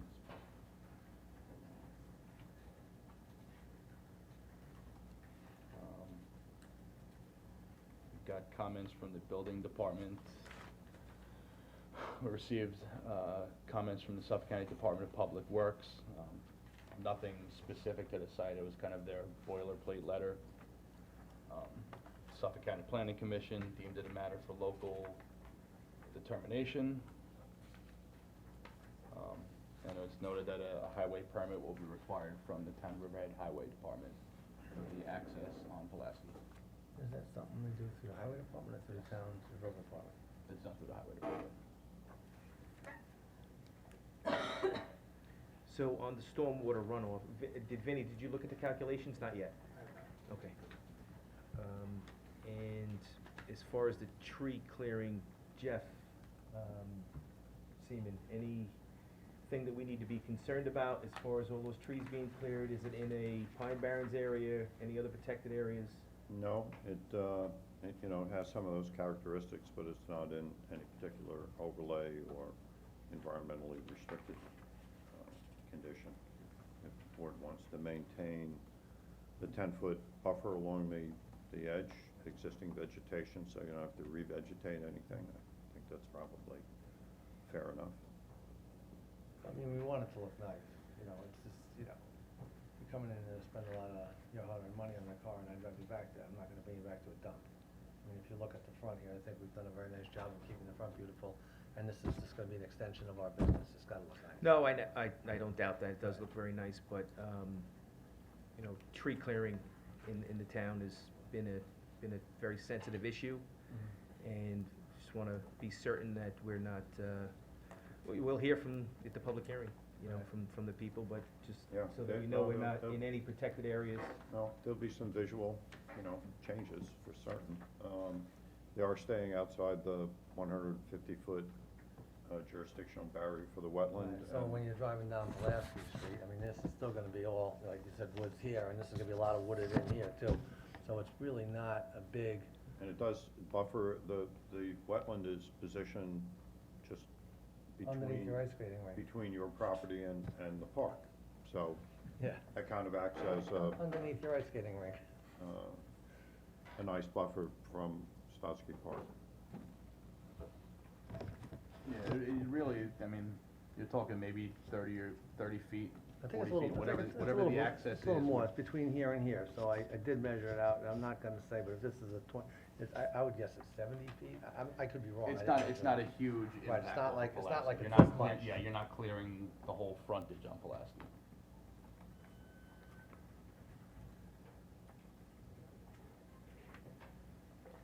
Okay, I don't have any other questions. Anybody else? No. Yeah, did you have questions in here that you wanted to ask? We're good.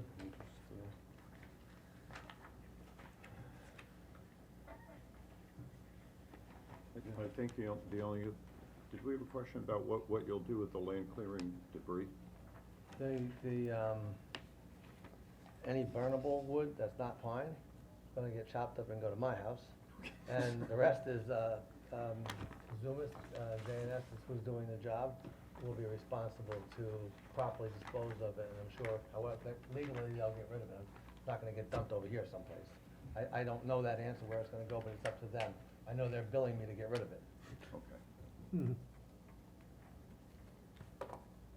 Yeah, we don't want it buried on the site? No, it's being removed. I don't think there's any room to bury by the amount of drains I gotta put in there, there's not much room left. Usually ends up in a wetland in the back of a kettle hole wetland, so just wanna. Yeah, no, that won't happen. Good spot. Okay, thank you. Yeah, I guess.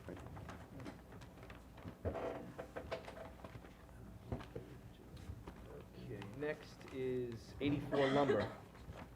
Discussion of a special permit application.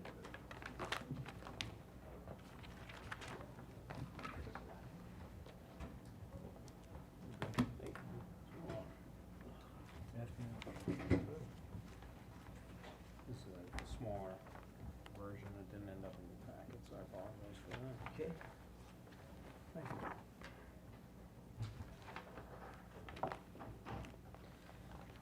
Okay, so 84 Lumber, we did, they reopened last year. We had the site plan approval, if you all remember. The site came out nice, everything went well, they're open for business and everyone's happy.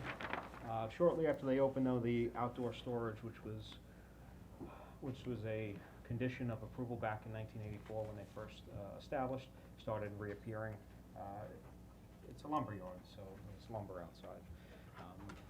The long and short of it is, as soon as they got open, they're putting this stuff outside. So I called Mr. Cuddy and I said, you know, this has been a condition that we just carry through for the last 30+ years. What would you think about maybe trying to strike the condition, going back to town board, going back to the planning board and seeing what they thought about it? So they made a special permit application, this is basically what's there now. I haven't been to the site in several weeks, but this is pretty close to what they have now, overlaid of what the approved site plan was most recently. They would need a special permit because we see it as an expansion of a pre-existing non-conforming use. It's in that riverfront corridor zoning, which doesn't allow for much. Spoke to the town board, and the town board said, well, since the planning board has imposed this condition, or echoed this condition that was originally put on by the town board back in the 80s, planning board would have to be okay with striking the previously held condition as well, with your multiple approvals back in 2000 and the most recent one. Looks pretty neat and clean all the time. Pass that, please. They've tried to do a decent job. Yeah. Technically a violation, but you could see it now if you wanted to go take a look, and if you had any concerns, you're driving by, you know, could address that through the special permit process, or, you know, any sort of conditions you both want will be a dialogue between town board and planning board. But I think staff is basically, now we just wanna see this business, you know, stay open and not close again for 4 years. No, it certainly looks great. Just a question, did the original approval precede the Wild River Scenic Act? Yes. It did? Okay, so that wouldn't be an issue in... That was also a condition of the town board, the discussions for the special permit. It's within your packet as well, the second page. What we asked Mr. Cunham to do is we talk to the DEC, WSRR, and talk to the planning board. So We're communicating with the DEC to make sure that that's satisfactory to them. 'Cause they did approve the reopening and use of it. most everything that's outside, it's pressure treated. It's something you would see that you use for docks and things like that. So I don't foresee a real problem on that end, but obviously if the DEC is not okay with either amending their previous approval or giving us some sort of letter saying that they're okay with it, we would stop right there. So if the DEC is on board, town board's on board. We think they will, but we're gonna find that out. That sounds fine, so we'll just wait until you have that, or don't have it, and we'll take it up accordingly. But the way it's proposed, it seems fine. We'll just wait to see if they have any objections because of the So we would just amend River our Act. resolution from Yes. last time to allow it. Yeah, and then we have to go back to the town and have the special permit. I'll do up a resolution that cites previous resolutions where that condition was carried Yeah, forth, that's it. and then they can Okay. get that approval and then go and record that with the county. Okay, Okay. great. All right, thanks very Thank you. much. Thanks.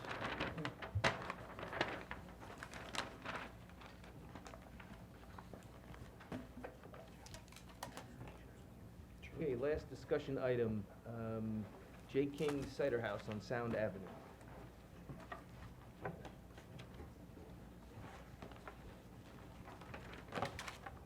gonna stay up here if you don't mind.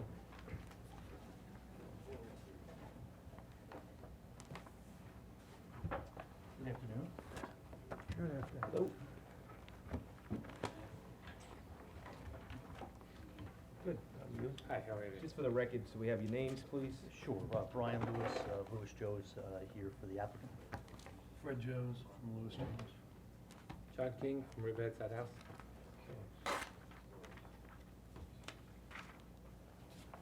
All right, so I know I got all the letters and correspondence, and I reviewed everything. Jefferson, where would you like to start with this? We prepared a July 14th, 2017 staff report. The applicant has provided the board with a July 18th, 2017 response to it. Do you want, looking at the applicant, do you want to go through the items one by one? Sure, whatever you and the board want to address. And also Bob Kozakevich is with us today also. Just going through the items, let's going through, as you know, last year, we got approval for the cider tasting facility, and it was subsequently amended after that, just to allow for the issuance of a temporary certificate of occupancy.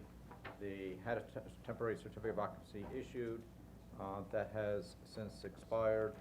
And staff went outside to do the initial inspection for the addition of pizza ovens. It was noticed that there were other improvements made to the property that were not consistent with the original approval from the planning board.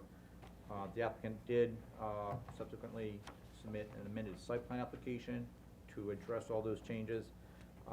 During the review of those amended site plans, it was observed that there were some additional changes that were not previously noticed, and that's what's reflected in this staff report. And I know that it may be somewhat confusing, but there are different layers of review. There was initial review based upon the request for the temporary certificate of occupancy.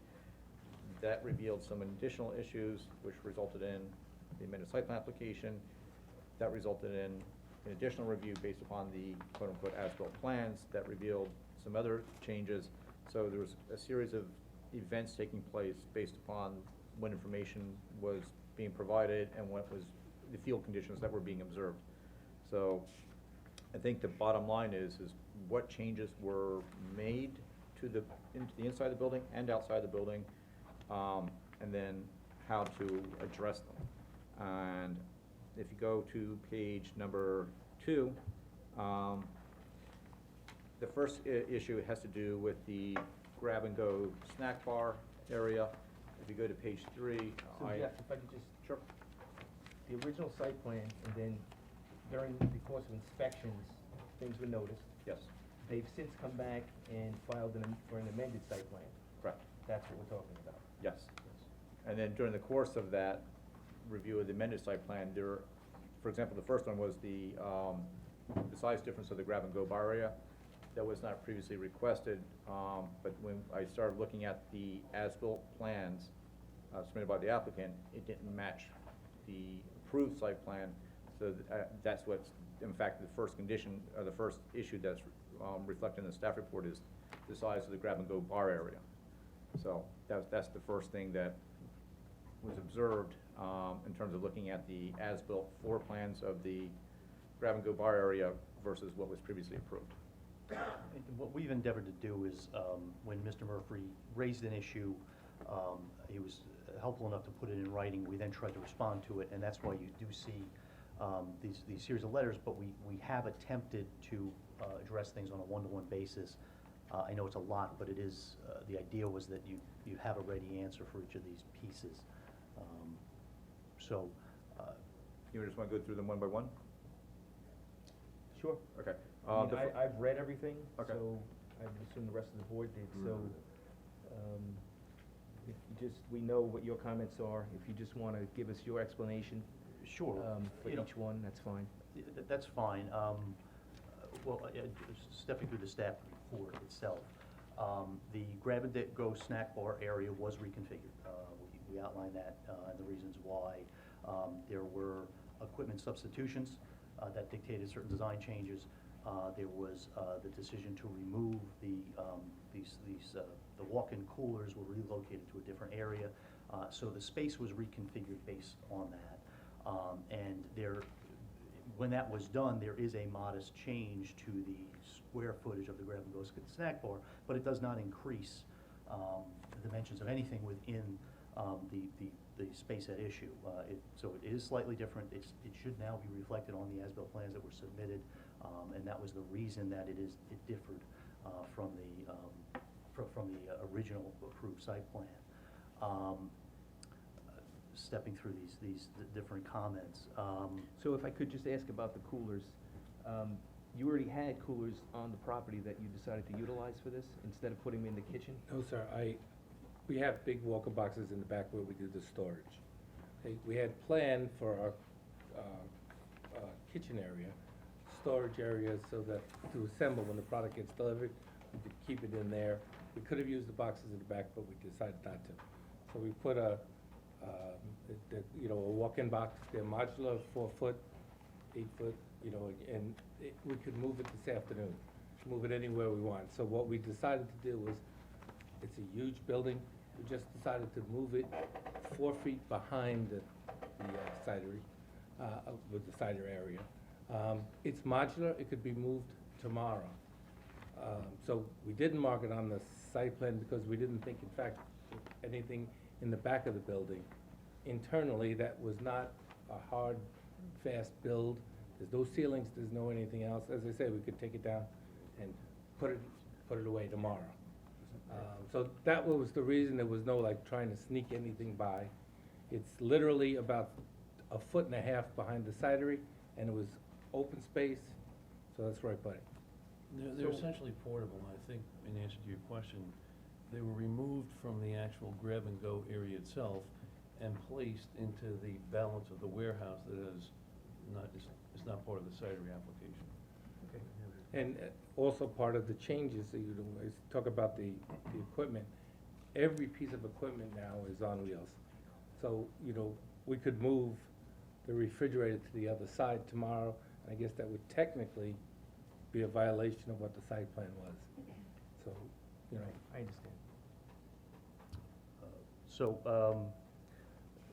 The other aspect of the kitchen area, while we're on that, deals with the equipment that was chosen. And we raised that in the most recent letter. We just want to make it clear, because it dovetails into a couple of other aspects about what food items are being offered. And that's, I think, one of the main reasons that we're talking about this. And that is that there were a set number of, it's not really a fixed number, but there were heating elements approved originally in the final site plan approval. That included a donut machine, that included a convection microwave oven, it included heat and cold merchandisers, among other things. When they got set to building the donut machine, for instance, that would have required a building of an enormous commercial grade restaurant hood. But we don't have grills, we don't have fryers, we don't have anything else that would have needed such a thing. And so rather than put in a donut machine and go through that expense for something that wouldn't be used for any other thing, they opted to take that out. And then as they were considering what they were going to be using and what they were going to be cooking, they started looking at other options with the oven. So Buy the donuts outside and bring them in. Well, yeah. That's an option. Yeah. And so the things that we've been calling pizza ovens are technically deck ovens. A pizza oven heats on both sides. These only heat on one. For what that's worth, I know what they look like, and I know they do sort of look like the customary things. But the fact is, we didn't add anything. It was a substitution of these items. And if I may, I brought Brian a copy this morning. This was the one that was approved. This is in a Manor oven that you can cook 20 pizzas. So I could have made pizzas with this oven. Either oven.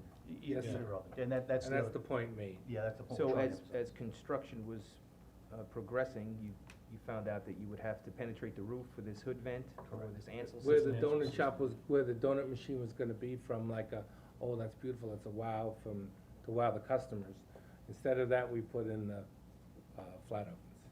Okay. And removed the other oven. Right. And they're not additional, they're substitution. Yeah, but to address it, everything we are cooking now, everything that is on offer on the menu could have been done in this amount of oven. The amount of oven, if you look at the specs, and I have this, it's been submitted countless times before, but it can cook 20 pizzas an hour, 80-plus sub sandwiches that can be toasted an hour. I mean, it's the same, it does the functional equivalent thing. It's just that Just when doesn't we look as remove the good. donut machine, we needed something that would look okay, and people are accustomed to seeing deck-style ovens, and the thought was, well, that'll make it look better than seeing, you know, I mean, this is not a pretty machine. And the pretzels It's a the giant pretzels microwave. get cooked in there, and the pretzels outsell 3 to 1 the pizzas. But they're not called pretzel ovens. Right. So that's one of the points that we wanted to hit up on, just so everybody is clear and everybody understands that there was always contemplated there was gonna be hot food served here, and the menu is not expanded in any way. These ovens are the functional equivalent of what was approved by the planning board, years ago. With regard to, the comment, that comment about the food, I think we've addressed. But I'll delve in that again. Mr. Murphy had made a comment about how the food is delivered, how the food, where it is prepared, where it is cooked. Everything is prepared off-site. Everything is cooked, prepared, packaged, you name it off-site. That includes the mini cheeseburgers that are done. Those are frozen. We have them here if you'd like to see them.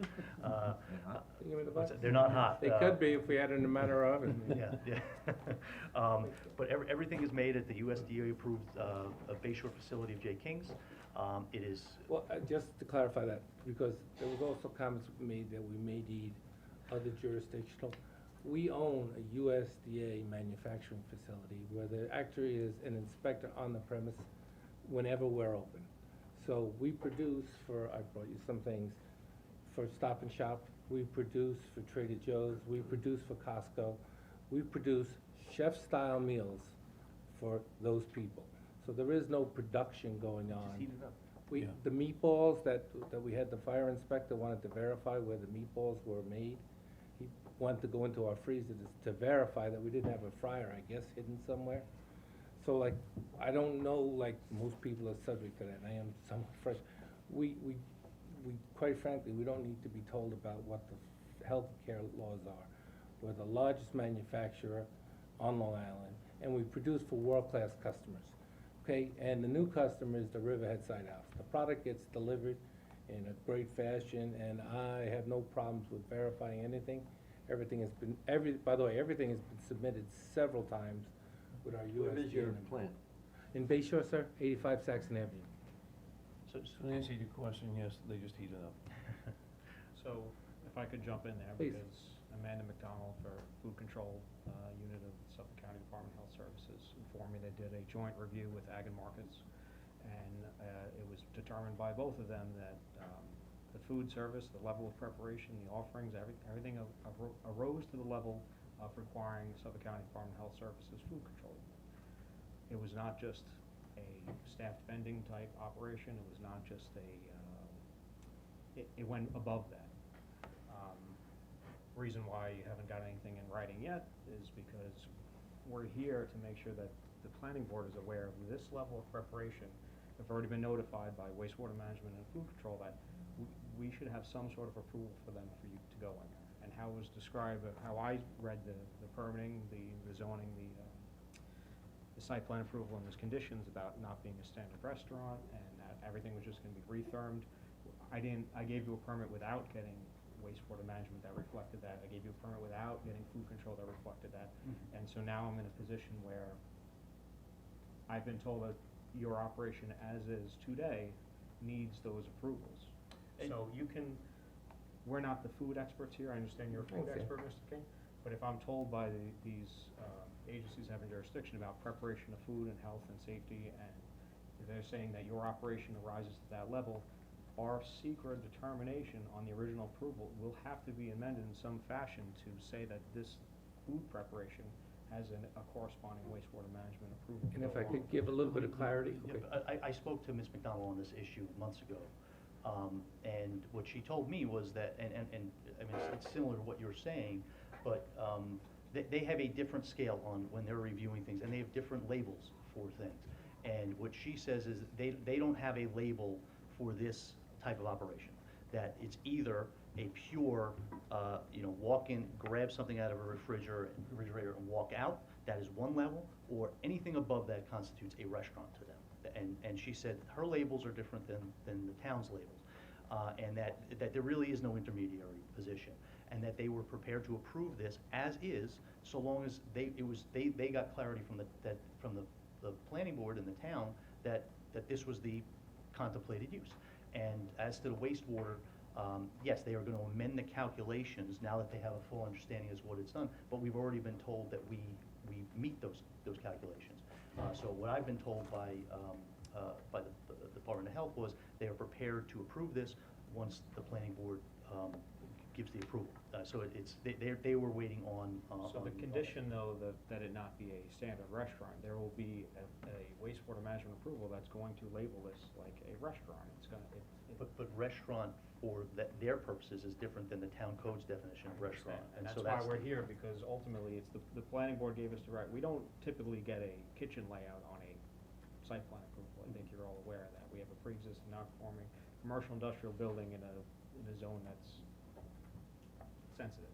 So the only reason we're here is because all those approvals talked about the appliances, the kitchen layout and everything, and that's why we had to take it so seriously, because you recorded these as conditions on Right. on the property. So at the end of the day, we're still taking, Nothing has changed, though.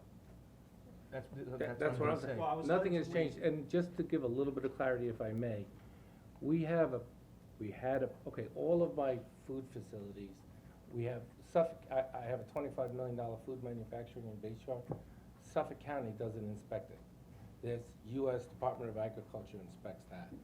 In all of my other facilities, including the Grapes and Greens site, Department of Agriculture, New York State Department of Agriculture. Last July, okay, I had an approval from the United States Department of Agriculture for what we're doing. I submitted it to them. I paid my $800 check last July. What happened was, and I submitted all the copies of, the laws changed, and believe it or not, the Suffolk County Board of Health, and you can verify this because I have emails, they thought a tasting room only gives little 3-ounce taste, and you don't sell a large glass.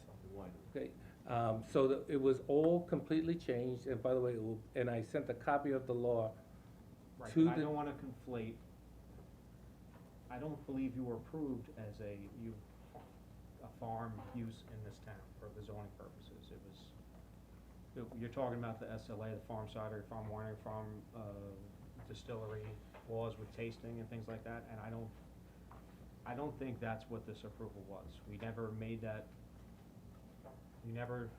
Well, the law changed. I think it gets very confusing, and I don't think it helps to talk about that in this setting, because it's a different use. You didn't have a farm that we started with that we put this use into. I think you started with a. I have a farm now, though, right? Okay, so I have a farm now. You wouldn't let me plant the trees 3 years ago because you said I had no right to. so I think for our purposes, the planning board, okay, we're back to taking frozen food and heating it up and serving it. Correct.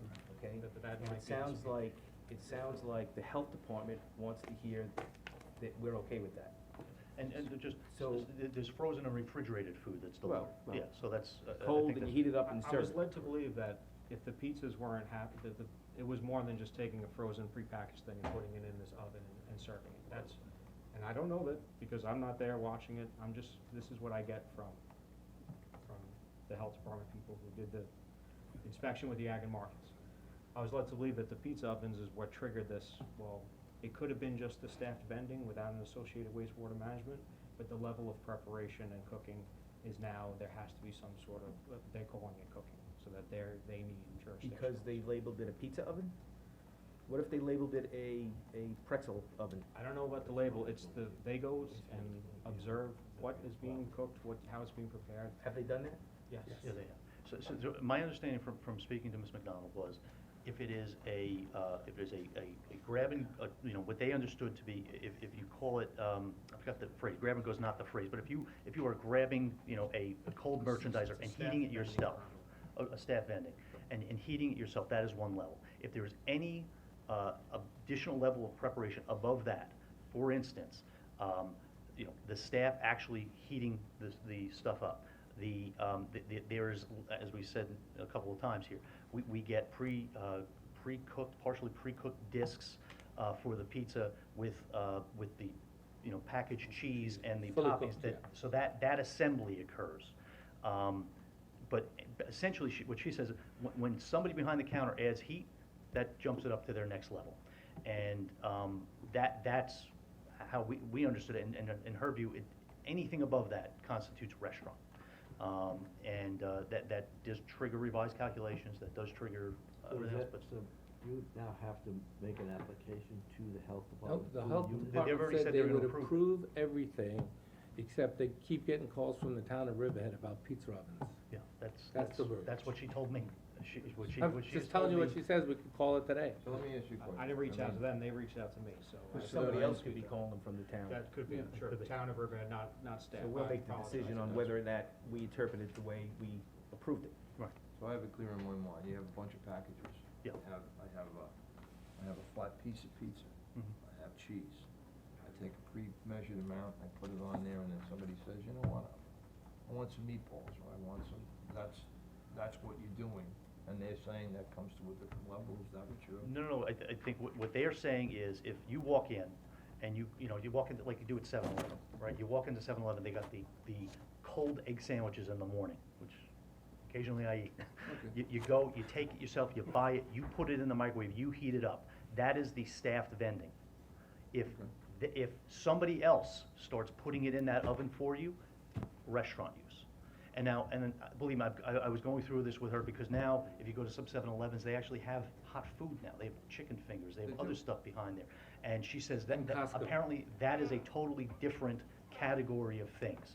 But for what we're talking about here, once somebody else is adding that heat for the customer, restaurant. Well- There's no gradation in there. But their restaurant is different than our restaurant. Our restaurant, the town code-wise, is sole primary use is serving food. That's what a full-service restaurant is under the town code, which is not what we are. Our primary use. Decide that you're not that. And So I think what I've heard from the Department of Health is, as long as you say it's okay, Right, they're I- ready to go. So that's. I'm ready to move on to the next item. Move on to the next one. And just the last thing, if you go to Costco, When they say they're Costco ready is to not move on, under- let them move on.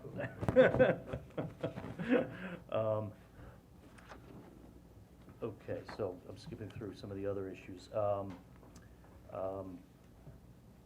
Just briefly, the menu items that we're doing, we're happy to try to submit a variation of a menu. It changes based on what the customer wants.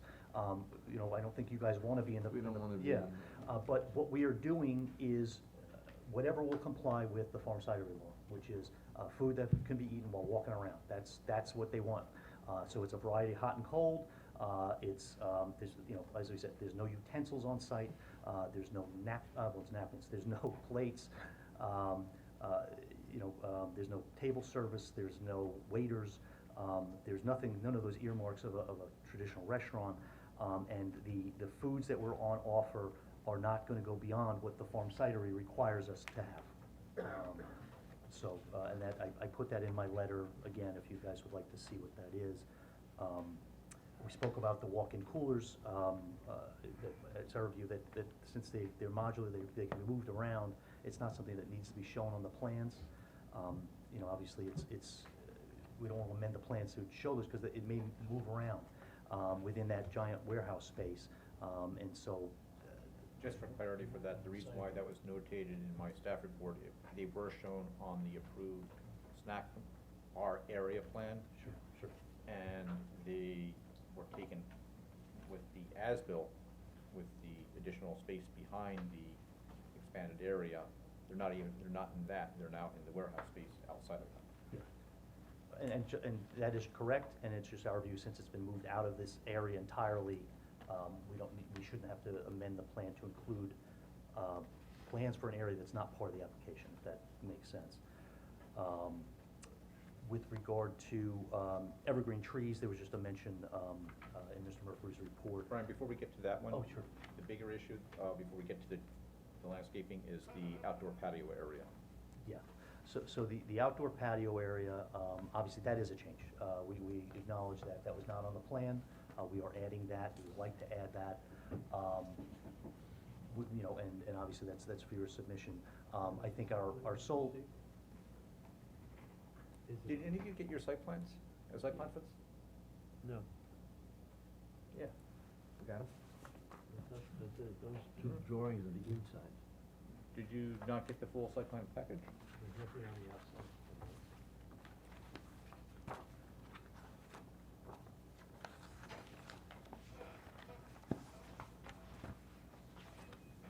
That was it? Yeah, I got those, but they're inside. They just floor plan. There's nothing on the outside. All right, that's not the entire package. All right, so obviously you did not get the entire site plan package, we'll make sure we get those to you. Just real clear, we submitted them, they just didn't get them. No, I've seen them. Yeah. I've seen them. if I may, a small Floor version. plan, Stan. I know this is, but it was either in one of the letters, attached to one of the letters, or one of the emails that. No, okay. We'll have to get it. I mean, I could describe it for you. It's, I don't know if you've been there, but there's the sort of the main entrance to the west. So what we're talking about is on the northeast side of the building. There's an exit there. We got pictures of it. It's Okay. fine. Okay. Yeah. So on the northeast side, yeah, it's in the staff report. So as you leave the northeast exit of the building, and you're making your way towards the planted orchard, there's a area that has been, partially enclosed, not enclosed, but there's a 2-foot, decorative wall, along, sort of running parallel, with Sound Avenue. And then there's an area in front of it that they would like, to have paved, or not paved, but put pavers down for a patio. The point of it is, multiple. We would like, an area for, people to be able to congregate outside. We do intend, when the orchard, matures, to be able to do tours and allow people to walk around through it. The additional, well, and that's really why it's there. It's not visible from Sound Avenue. Yeah, so it is not visible from Sound Avenue. The wall that's with it is about 2 feet high. That's one of the comments that Mr. Murphy made that we need to correct on the plan. It shows it, I believe it's at 5 feet 6 inches. That is not what it is. It's about a 2-foot high wall. So that was a typo that needs to be corrected.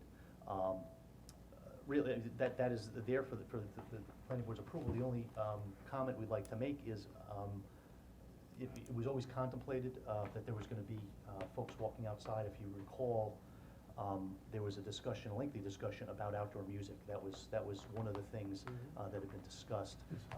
Not having outdoor live music. Somehow, frankly, I don't know how it happened. It turned into not having any music outside, which we are also seeking to readdress here. But my point is, it was always contemplated that people were going to be walking outside. I don't believe that this, in and of itself, the addition of this patio space arises to a material issue that should be brought back before a public hearing. Because during the public hearing, it was contemplated people would be outside. So, to my mind, they were going to be free to use the entirety of the outdoor space. The fact that we were putting pavers down in one aspect of it shouldn't trigger the materiality threshold to have another public hearing, because we've had several on this application. So that would be my application to you all. The other aspects of the resolution that Mr. Murphy had prepared, as far as having a public hearing on this, again, I don't think any of those also rise to the level of material. The size of the grab and go we've mentioned, it's in the same area. It's just been reconfigured slightly to increase the square footage. I don't think that's a material change. The substitution of the different ovens, I don't think that's a material change. The wall-mounted speakers outside, I don't think that's a material change. We're committing to do it within noise limits. We're going to provide the wattage so that everybody understands that they can't get that loud, the speakers themselves. And I'm skipping ahead a little bit, but the parking spaces that were added, they were just striped over existing paved area. It's not like we paved the whole area and put it in. 9 by 18? Yeah, well, That that's an was issue. an error. Yeah, that was an error. So the new spaces that were added were done, I think that's Islip Town Code, and they should have been done, obviously, Riverhead Town Code. So as we put in our letter, we're going to either restripe them or take them out, and black them out, and just so they won't be there. But yeah, they should have been 10, and they were 9. And if not, I'll paint every other line black.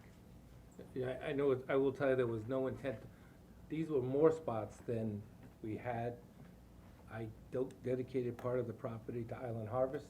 They're not gonna have trucks coming in and out there, so where trucks in and out, there was a pattern behind the building. We closed the doors and it says, okay to park here, it's not an active doors anymore, and we restriped it.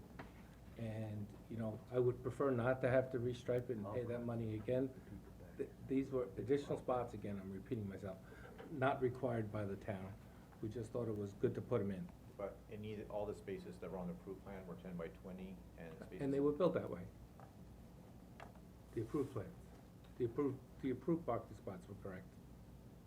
You have 56 I only additional. measured the spots in the back, I didn't measure every single space, so I'll have to go back. Only the added So, ones well, were short. the existing ones Do and the we ones that are typically measure every required, the single new ones space? I'm just were curious. correct. It's, Because there's not another place like me on Sound Avenue with blacktop.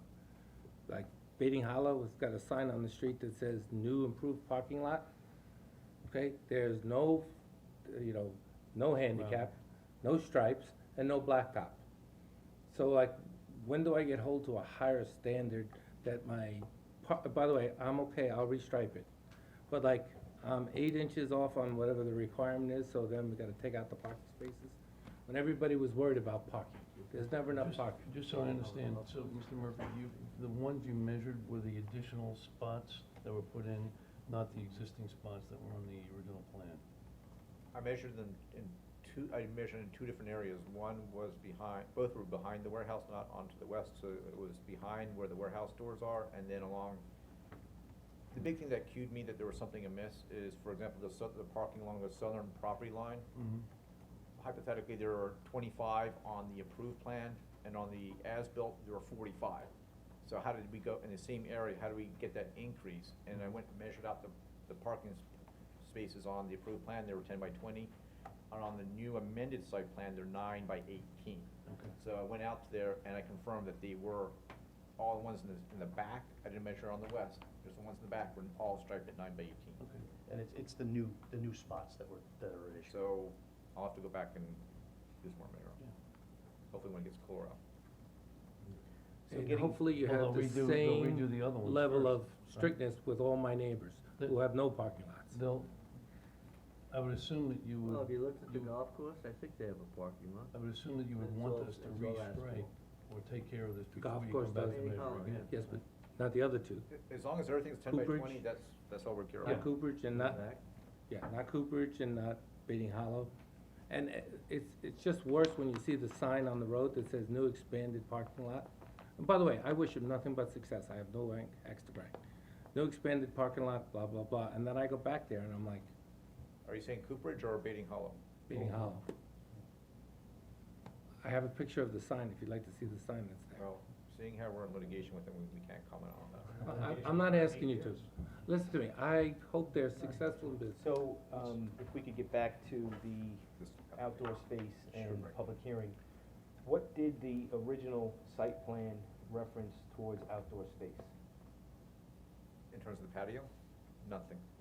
It didn't say anything at all? No. It didn't prohibit outdoor, Didn't say it could or couldn't. It did not show an outdoor patio area, did not show pavers, did not show the wall. It had no outdoor speakers. Showed a walk from a required rear exit that we went back to To the front parking lot. In case of emergency, it's a very large space. In case of emergency, they can't just have that exit and this, they had to have another exit. But it had nothing to do towards with outdoor congregation. So I think for that reason, I would be more comfortable having the public hearing, for reasons of nothing other than transparency. I don't wanna be in a position where, this board gets called into question, for something that wasn't presented to the public initially. My own opinion is that I think the site looks great. I hear nothing but great things about the property improvements. Everybody I speak to in town, with the exception of one person, love the place. So I don't have an issue with it, but I think, we should go forward with the public hearing, with that outdoor, as the focus. Okay. With regard to the other items listed in the resolution for the public hearing, I understand that that's an understandable position for the patio, but with regard to the substitution of the ovens, the additional parking spaces that were just striped over existing paver, to me, that stuff is not material, and maybe we can limit the public hearing to the patio, which really is the issue, and not to some of those other aspects. I think you, and again, I'm speaking for myself, the rest of the board can. So whatever on the site plan is what the public hearing is about. Right, is the inside stuff in it, on the site plan? No. Oh, so you're saying, so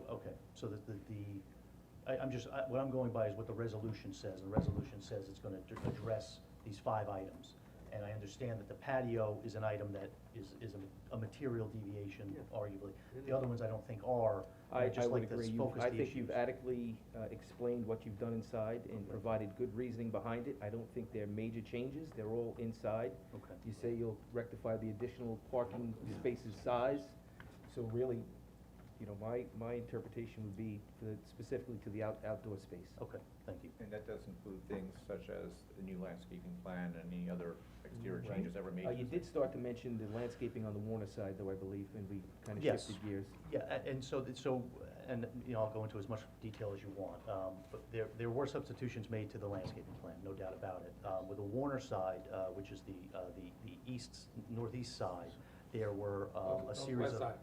I'm sorry, northwest side, thank you. There were a series of trees planted there, that were on the, final site plan. They started to die Existing. off. I'm sorry. Yeah, the final site plan, yeah, the approved final site plan. They started to die off. As you know, Mr. Warner runs a nursery. He took a look at them. He said they were dying because of some sort of disease or bug or fungus. Some or worm. something. And he asked if we would take them down, by the way, I have this in writing. Yeah, so- He asked if we would take them down. So, he asked us to take them down so that it didn't keep going, so we ripped them all out. So 7 of them had died, 4 of them had died, I think, and what had been removed when Mr. Murphy went there the first time, and 3 were dead. They're all now gone. It's all been seeded. So that was the reason for that change. The orchard was reoriented from where, it's in the same general area of the property, but as we were going with the planting, the landscaper, the cider maker, they all suggested that the trees be spaced out differently, oriented differently towards the sun, and they suggested that a couple of trees that were gonna remain on the property not be cleared be removed, because they were blocking the southeast of the orchard, and they said, take them out, so we did. So that's a change.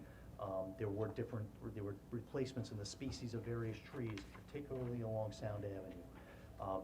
The species of tree that we were gonna put there grows to a fairly large height. If you remember the trees that were there, they were constantly growing around the power lines, and they were constantly having to be cut. They looked kind of ridiculous. I think, John, I don't know if you have those pictures. I have but- all the pictures. So, at the recommendation of, actually, I think it was Mr. Warner.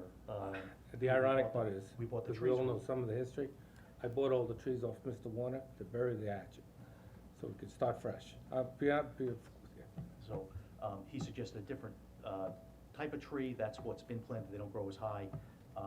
There was changes made to the exit onto Sound and that apron area. There were going to be retaining walls put up around that area with shrubs on top of that. I think they were about 4 feet high.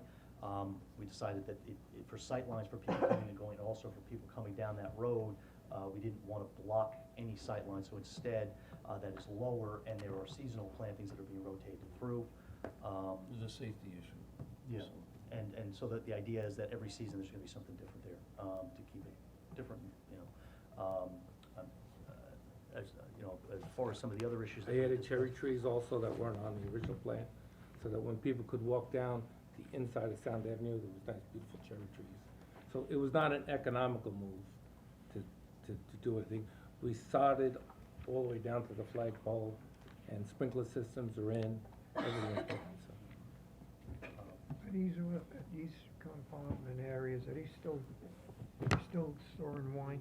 Yes, sir. Yeah, yeah. Wine? Yes. Farm Bureau is still involved? No, They're not. their lease expired a year ago. Wine Council? Okay, all the wine members Right. are renting from us, but not as, well, the Wine Bureau and the Farm Bureau never wrote a check.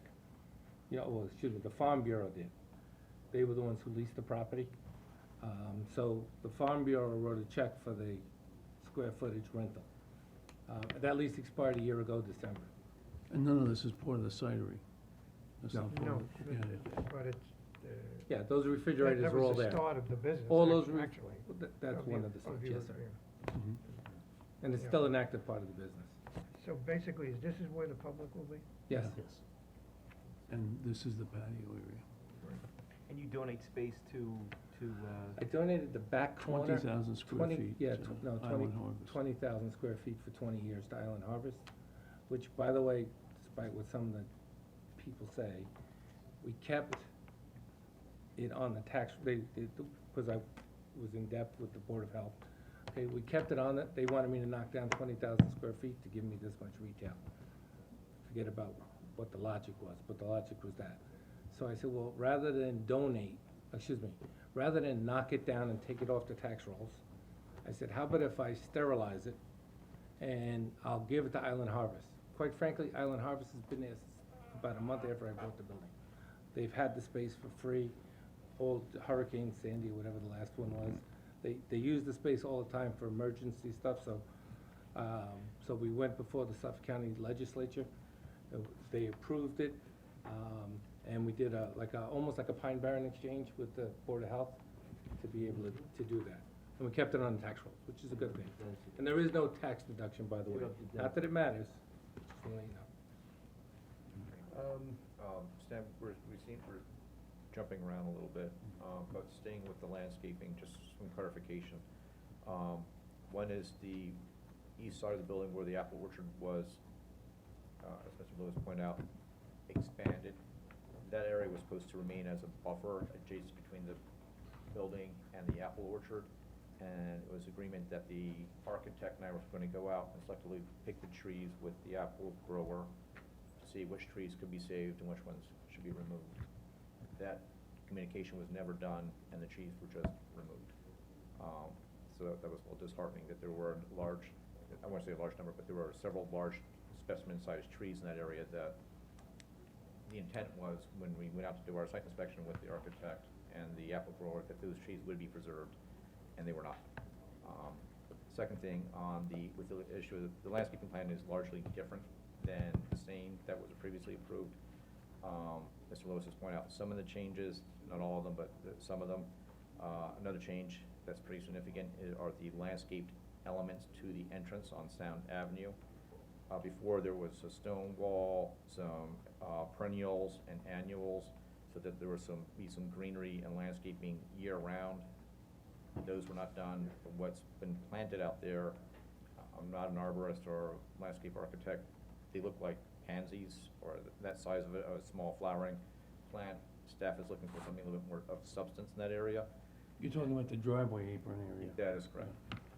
Does the staff not like that, the way it looks? Compared to, I like the plan that you had before. Okay, but I didn't want to block the line of sight. And it would not, and it's pointed out in your. A 3-foot wall would block the line of sight of a car? Your architect put it on the plan, it was approved that way. I It's understand. back of the stops, and I may note in my staff report, is behind the stop bar. So if you were a car at the stop bar, the wall would be behind you, not on either side of you. So whoever did that plan had that in mind when he designed that landscape element. So it's the board's decision, I'm just pointing out what the changes are. And I tried to address that before. The intention is, for instance, around the spring, there's going to be tulips planted there for the spring season. Summer season, there'll be something different. So the intent is to change that and rotate it and keep all year-round interest there. Just as point of reference, if you take a look on page 8 of my staff report, if you're concerned about site distances, they have small American flags that are planted up to the stop bar. So if those are not a problem, then a smaller, shorter wall would not obviously be a problem. But as previously approved, They're no longer there. that was, the previous element was considered by your architect, who did a very nice job with it. And it's up to the board to decide whether or not they want to go with this plan or that plan. But I'm just pointing out what the difference is. Does the new site plan have the wall on it? No, they're So going it's- with it's strictly another- with, So it's another change. that is correct.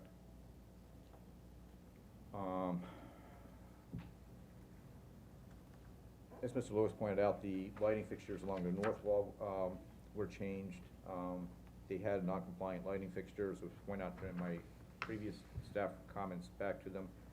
They now have replaced them with the gooseneck, which is a compliant fixture. We just need some more detail in terms of the bulb, which Mr. Lewis pointed out, that we'll get that information. In terms of the grading, I'm gonna start landscaping by the entrance road from Osborne. There was some shoulder elevation differences between the new asphalt and the adjacent grade. They subsequently have regraded that and filled that on either side, but it needs to be reseeded in the fall. What seed has been planted has not germinated, and it needs some additional help. The area But the seed was planted as you requested. and it needs, again, we have a seed expert here, seeding this time of the year, not a good idea unless you irrigate. I couldn't agree more. I was So- just trying to make that town happy. So, and on the other side, where the tree buffer was maintained, there needs to be some seeding or mulch added to that area. It looks kinda rough right now. And then the last thing is, all the signs on the property, including the apple sculpture, they need sign permits.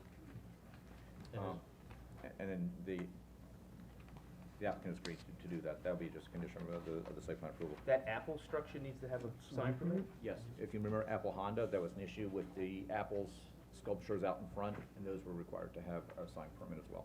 I mean, we've had this conversation, there's our view it doesn't, but Mr. King has agreed just to do it. I'm happy to pay it, but it's absolutely ridiculous when there's an 18-foot piece of corn down the block.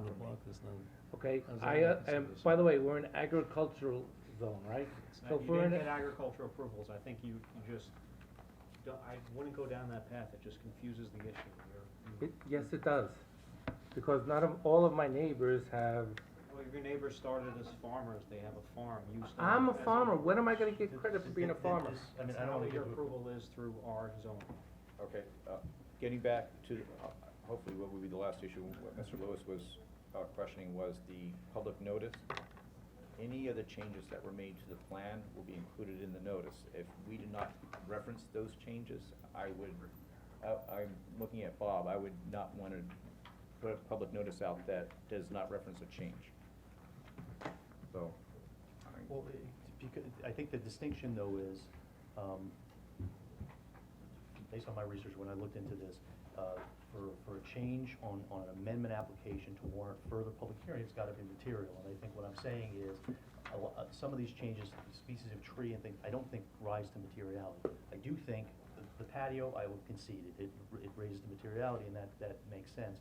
But I if we're gonna have a public hearing on the material changes, let's focus it. I don't want the resolution as drafted, I think incorporates a number of issues which, I don't think there should be a public hearing on our choice of the deck oven versus the Amana convection microwave oven. That's what I'm getting at. I don't think, just my opinion, after reading everything, I read all of the notations between you. I think you explained them very, very well, and I don't think you'd have any problem with public hearings. It's cut and dry, it's easy. Sure. You didn't do anything, it's like me buying an RCA instead of a Magnavox or something. Dating yourself. I know I'm dating myself, I know you'd like that though. My first thing, when my father brought home the Magnavox TV, it was like in the cabinet, it was like, oh my God, he's Believe rich. it or not, they're still made. Stan, I will work with Bob and Dick Ehlers on the notice to make sure that it reflects what needs to be done legally. I would just point out that, many times applicants come back to us after approval, specifically landscaping, and they tell us why they had to make changes, and are we okay with it? Yes, and that's the end of it. It makes sense. There were reasons during construction, or, so, some things, yes, but, we're gonna go there and, have a public hearing, count shrubs, and. I understand, in this case, it's a little bit more than that respectfully. They changed, for example, from 19 plants down to 14. The berm was.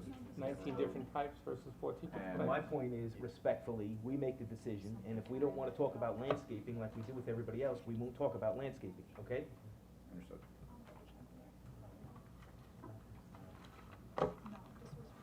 anything else we need to go over? Whatever questions the board has, we're happy to answer. Any other questions? No. So you have to publish, public, hearing notice, when would that be, September? You know the date? September 7th, I think. I'll be away, can we do it? I'm going away from August 26th to September 22nd. So you're willing to, you're just gonna delay this? I'm fine. Another month. I'm fine, listen, I just wanna, You wanna be here for it? I think so. I probably don't wanna be here. But just by the way, that's all, and I'm okay with the public We'll have a hearing. good time in I will November. tell you, just to let you know, and this is off the record, oh, it's not. I had a meeting with the Town Civic Association, and it went very well. So what would the alternative date be? It'll be the first meeting in October. Another month. Is the town okay with that? I mean, I think you're well represented. I mean, I understand if you wanna be here, No, I'm fine. but I think I think you should keep it on the 7th. I'm fine. So which date? October or September? September. Okay. I believe it's September 7th. I think that's what the resolution says.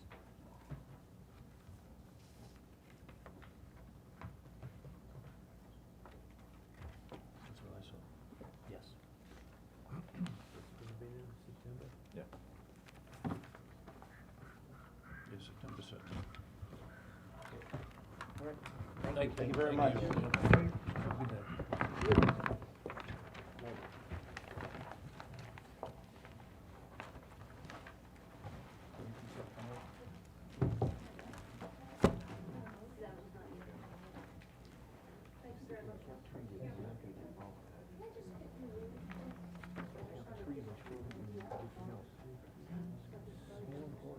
Right.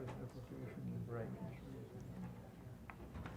Okay, before we take up the resolutions, anyone in the public have any comments on the resolutions? Any comments on the resolutions? Okay. Yes. We still want to head on this kiosk. Yes, we can, because they're gonna come in and talk to us at the next meeting. I'll move resolution 67 for Kioski minor subdivision to schedule a public hearing on September 17th. The two-lot minor subdivision, so moved. Second.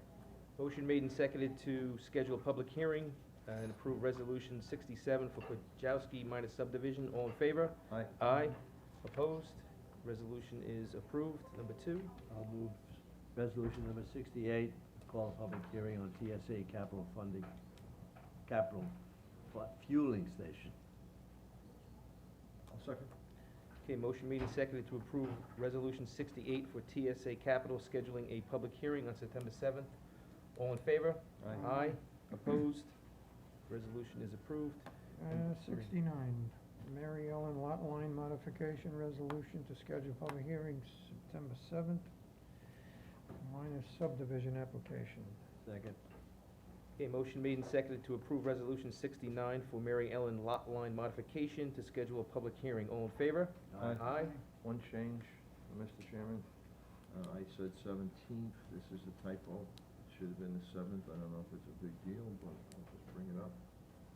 Okay, let's record show that, resolution 67 is September 7th, not the 17th. It's fine, mine says, I'll move resolution resolution 70.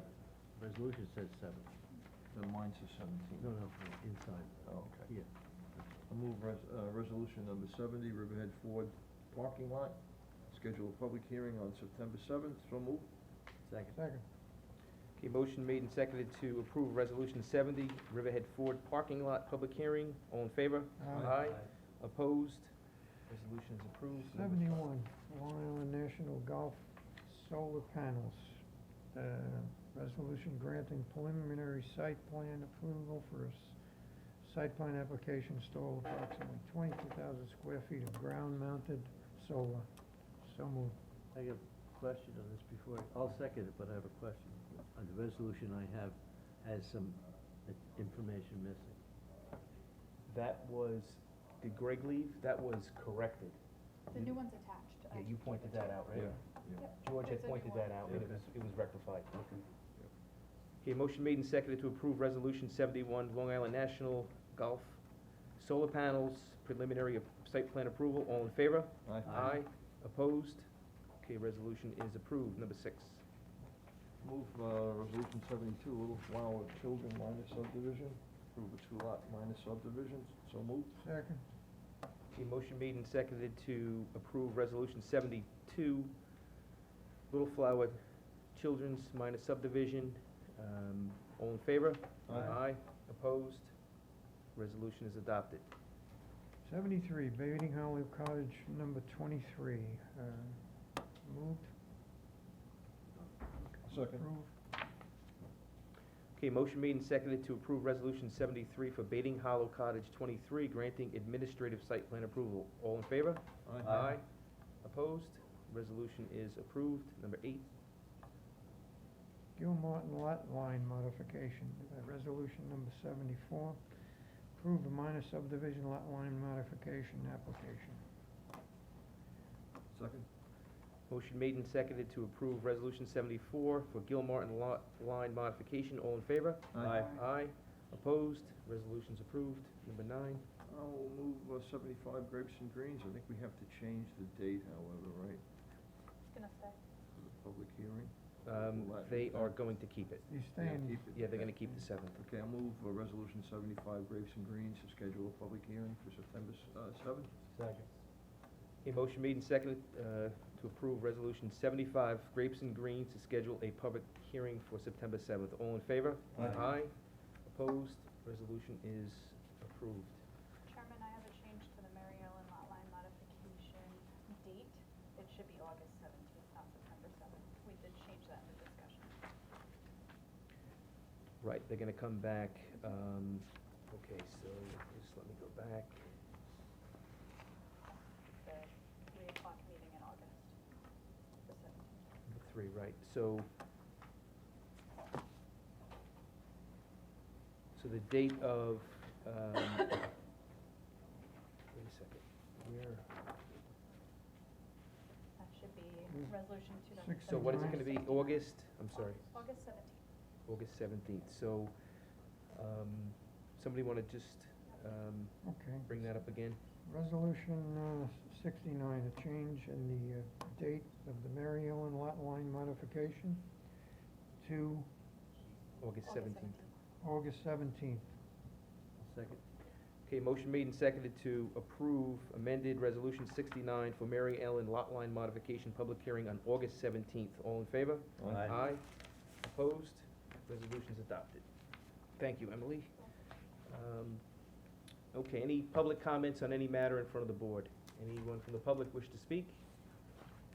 Mr. Chairman, we do want to update the board with Betty regarding proper communication on the issue of speaking out.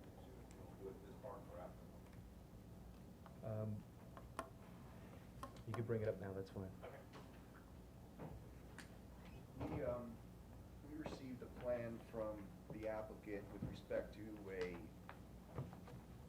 further engineered site plan for the curbing and sidewalk improvements along Sweezy Avenue. We've met out there, we've discussed it with the highway superintendent.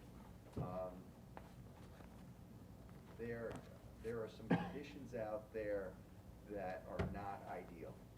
And I'm going to be putting some written comments together, at which time they will go to the applicant, and we will sit down and try to, I'd say, better engineer the plan. The profile of the road is somewhat problematic relative to the existing grades along the edge of the right-of-way where the existing residences are. So, in a nutshell, the reveal on the curve is not consistent. The pitch through the road is not great.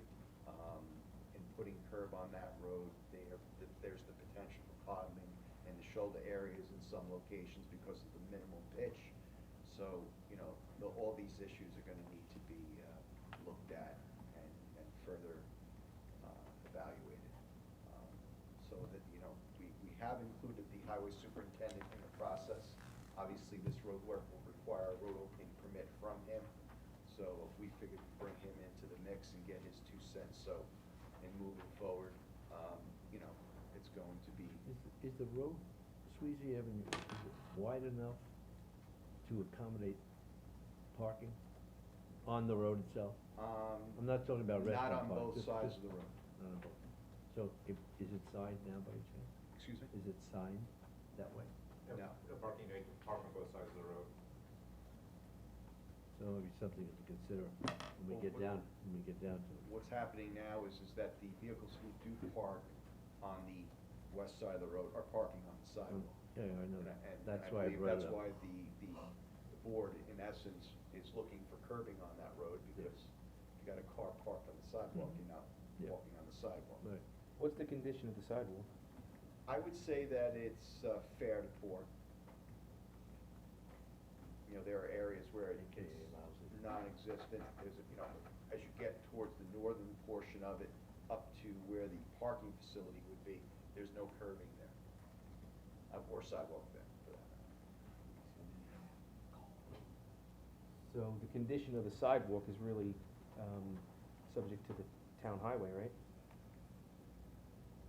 What do you mean, as far as? As if it's in poor condition and not safe. To a certain extent, yes.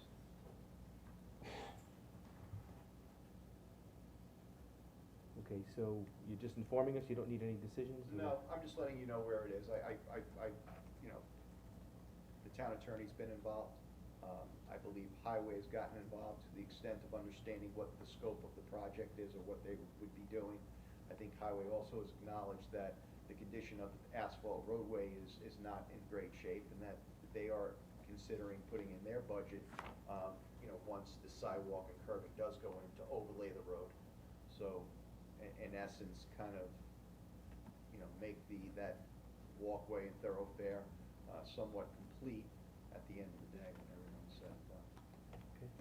I guess just for Tommy Carson's sake, I mean, we're so anxious to build the parking lot, and we committed to put the sidewalk in, the town sidewalk, and I'm really sort of beside myself, because people say, when are you gonna build a parking lot? And I say,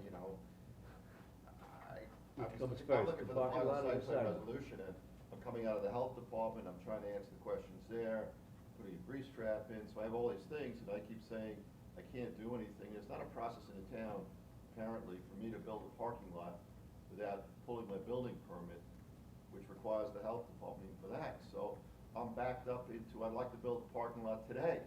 And I don't wanna go against my word that I think the highway superintendent to build a sidewalk and build his road and do whatever he's gotta do. It shouldn't be on me, but we did promise to build a sidewalk, so I'm happy enough to put the sidewalk in today. But I get engineering and I get issues and, I think we're actually improving the neighborhood. And I get it that some guy may rent a house and park his truck on the sidewalk, but put some signs, don't park there, or kick him off there, or give him a ticket. That's what he does now. For me, and everybody's got their own opinion here, but I'd like a final site plan resolution so I can build it. I don't think town improvements should hold up your project. And I appreciate that comment, and I would like to get the final resolution, so I'm here to say, I'd like to see a final resolution of approval so I can move forward, that's all Is I that the only thing holding us up? Yep, there are two, yep. I don't believe it. I don't believe it. I spoke with Karen this morning, she We're said actually all talking provisions about are either resolved or can be conditions. So we just need final comment memo on this, we'll incorporate that with the final, and we'll be done. I mean, the condition of the road, that certainly can't be placed on the applicant, maybe the apron to the parking lot, but I don't know about Sweezy Avenue roadway. I mean, to hold them up for that, I Well, don't know. it's not uncommon for a site plan Yeah. to require that an applicant do improvements along the road right-of-way of their project. Repave Sweezy Avenue? Well, No, I'm not saying that. The sidewalk doing curb. Or regrade it? Not doing that. And he's agreed to do the sidewalk, so that's Well, where I'm getting a little lost. I think the scope of what is proposed and indicated on the plan is to reconstruct the sidewalk and put curb on the road. Because there's no curb right now on the street, and one of the reason why the board, and I'm just going from memory. But those conditions are usually in areas that don't have it existing, right? Well, there's an existing sidewalk, but there's not an existing curb. And I think one of the concerns with the for requesting the curb was to eliminate people from parking on top of the sidewalk. So you're suggesting we make that a condition, that they Well, do the that's- curbing too? That, the curbing is part of the, is in there as a condition. Right, but you're saying you're ready to do the sidewalk now. Yeah, and you know, for my sake, I go around the town, I see Elton Avenue, I see all these places where there's no curbing at all, and it shouldn't be on me to build a new road for the town, and I don't understand why, you know, there was a comment about, I would ask the planning board to delete the requirement of a curb. I'll put the sidewalk in, I'll put a brand new sidewalk there, and then when Gio wants to go, and if he gets money in his budget, and if he builds the road, and if he improves the width of the road, or the height of the road, or anything else, let him put the curb in. Because right now, today, why can't I put the brand new sidewalk in and just match it the way it is now? Why would I be required to do a curb? Other than I'm told, the planning board is told, and I'm not sure that's true, but I'm trying to remember this, that they asked us to put the sidewalk in, we agreed to put the sidewalk in. And there was a planning staff report early on about the sidewalks in lousy condition. So, okay, but nowhere did I think I had to redesign the road or redesign a curb. Except that, There's no redesign. except that at some point we were told, show me your curb detail. And, you know, there isn't much of a reveal on a curb when the sidewalk and the road are somewhat equal in height. I'm not looking to argue this. Well, let me ask you this, what did the preliminary approval, did it say curb? Basically, Or just sidewalk? what happened was my comments for the last year and a half, possibly two, is to say you're proposing sidewalk and curb on a plan that's just 2 lines or 4 lines saying new curb. With understanding, when I go out and I look at that, I go to the site, I look at what the conditions are, there was not enough information on that plan to adequately assess how to build it. And what I mean by that is, you can't just give that plan to a mason to go out and build it, because he's gonna be scratching his head and says, the sidewalk goes like this, there are low points, there are high points, the reason why it's in the condition is it doesn't drain properly. So the plan needed to be, you needed more engineered detail on that. And that basically was a condition of the final. Say, all right, well, we'll give you preliminary, but in order to get final, you gotta engineer the plan. They have undertaken that as of 2 or 3 months ago. They went out, they measured the road right of way, and now, my concern and the reason for me asking that has come to light because they're having a hard time engineering it. Based on the center line of the road, or where even the curb line goes, the other utility poles that are in the way, etc. So, Let me ask a question. In the scheme of things, if this is so, and I've looked at it, but it's been a long time, and I can't remember exactly what the sidewalk would look like in that area. But it would occur to me that if it's so lopsided, it would behoove him to put curbs so nobody can disturb what he's doing. And curbing is probably not that much money. It's never been about that. It's been about, and forgive me for my words, because I'm not an engineer, and I know Dougie's here, Doug Adams from Young and Young, and he's done it. But if I replace the sidewalk in place where it is today, and I think you all appreciate it, I do when I go out there, I got a driveway come in, I can't raise the sidewalk this high, the guy doesn't have to get out of his driveway. If I lower it, he hits it out. If I just replace in kind the location where the sidewalk is, the fact that the road is creating a problem for catching water or something shouldn't be on me. And I'm saying, it's not a question of not paying for a curb. yeah, I'm not disagreeing. I think what I'm asking is if you re-engineer it completely, what effect does it have? In other words, you still have to cross a sidewalk to get into the parking lot, correct? to go, From the to road. go So- from one site to the other? Right, Yeah. so, I mean, Well, I'm not, can you do that without putting in a curb? my concern is this. You have a facility with a remote parking area, and you are putting pedestrians from one location to another. From an engineering standpoint, what the profession is all about is health, safety, and welfare. I'm not saying that situation is ideal, and I'm not saying, that this is our opportunity to go fix it. But the reality is that this applicant is before you, utilizing this to go from farm country kitchen to a remote parking lot, because he doesn't have parking on his property. So as far as the responsibility of providing this and making it work, I do feel that they have a commitment to that. And we just want to see a plan, or at least I want to see a plan, that is doable, that is, you know, a plan that can best be implemented at this location under the circumstances, and we have not yet seen that yet. I think we're getting closer, but that's the objective in the coming weeks, is to resolve that issue, so these guys can go build it, he can get his highway work permit, and we can get beyond this. And I think, and I want to belabor it because I've always respected Vinnie's opinion, and I don't try to play engineer. I mean, I talk to Doug, I talk to Vinnie on occasion, and we go back and forth on issues, but we can't design for a future road that may or may not get built. And that was one of the questions. Will the highway super come in and put a new road up? Will he make it higher? Will he grade it even? Will he make it wider or narrower? How will we know? We won't know, is the answer. And so we can't design to some future road that may or may not get built. And that's one of the problems. And you're not going to, because basically what the driving force here is what the grade is at the property line for the individual lots that are developed, because the whole area is developed. Have been any input from Geo since the Yes, meeting 2 there months ago? There has.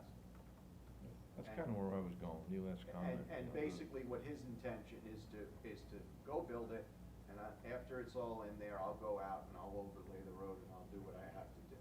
So go build the sidewalk and curbing? The pavement, reconstruct the pavement. Oh, After they make the improvements. Exactly. why don't you tackle that? I'm not sure I heard the right words there.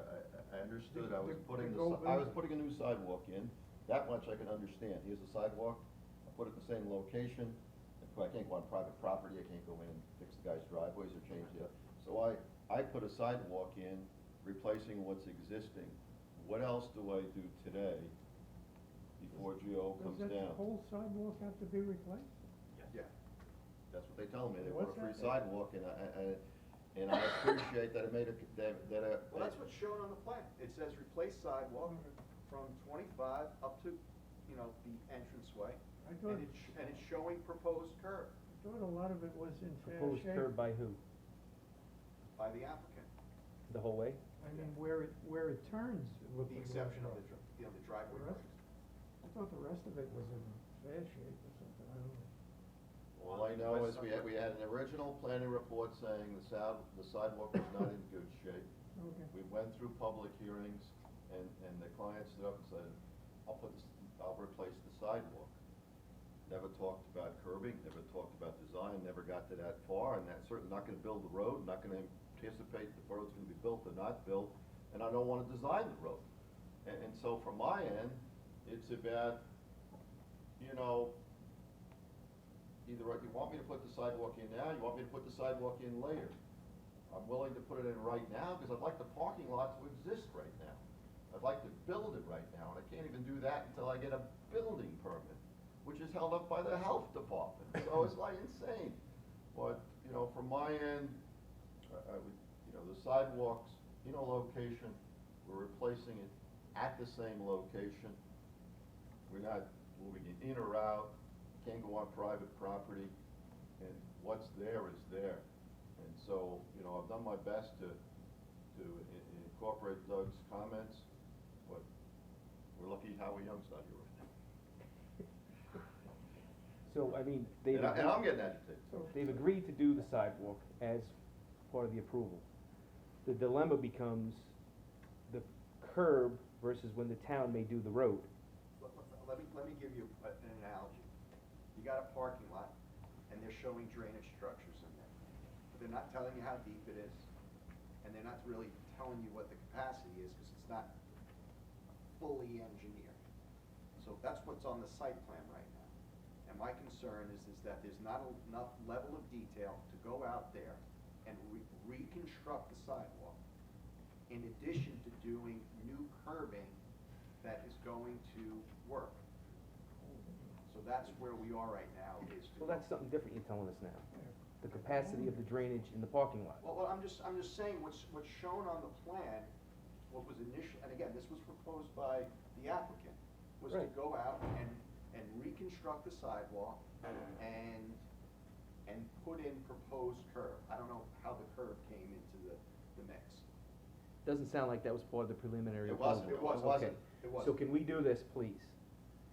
Doug, can you show the drainage calculations in the parking lot? No, oh, I'm just giving you an analogy. Yeah, he was just giving you an analogy about how you need to have more information sometimes to design. Okay, so that's not an issue. But No, I, it's I, not. and All I'd right, like him so to say, I build the sidewalks and let them go. I mean, the town don't know when they're gonna do the road, we don't know if the town has the money. And for him to do the curbing now, which it doesn't sound like it was clear in the original preliminary approval, may not work with what the town does in the road. So do the sidewalks and let's go. That's my feeling.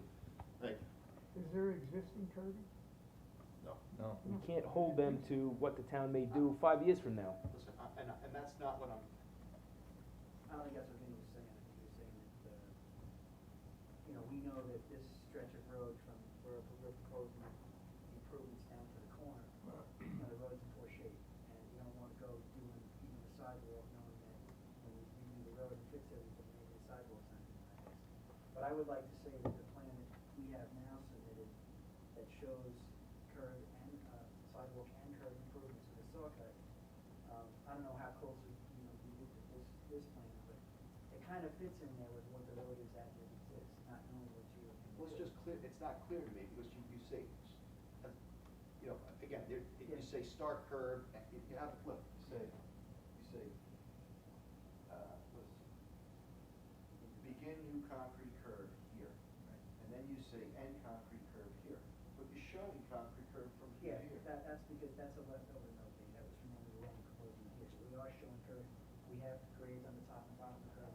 I get it, but what I'm saying is that the plan is not it's not accurate from a standpoint of you know, one looks at the plan, you're gonna say, well, I thought, you know, you're doing everything, but you're saying beginning there, so those are what I'm saying as far as my comments. We can address that, Doug can address that. I would just like to move forward with the final resolution, replacing the sidewalk with that.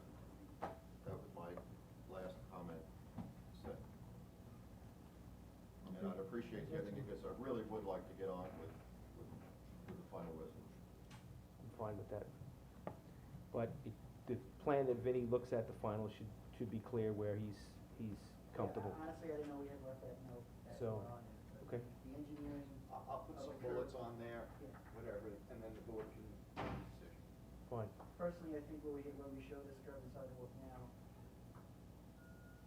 you know, has pitch and has all those things in the gutter area where we're gonna be meeting possibly whatever Geo does, again, not knowing what he's gonna do, it moves the water south to Main Street, which is the way naturally it moves, and it works with the sidewalk where we've shown it. Thank you very much. I Okay. won't take up all your time. And we'll wait for comments. Minutes of July 6th for approval. I'll move it. Thanks, Ian. You weren't here, so we're gonna have to hold these till next time. Hold them to 2 months. Because Joe left. Okay, next meeting, August 3rd, 7 PM. Motion to adjourn the meeting. Motion. Second. Okay, all in favor? Aye. Aye. Thank you.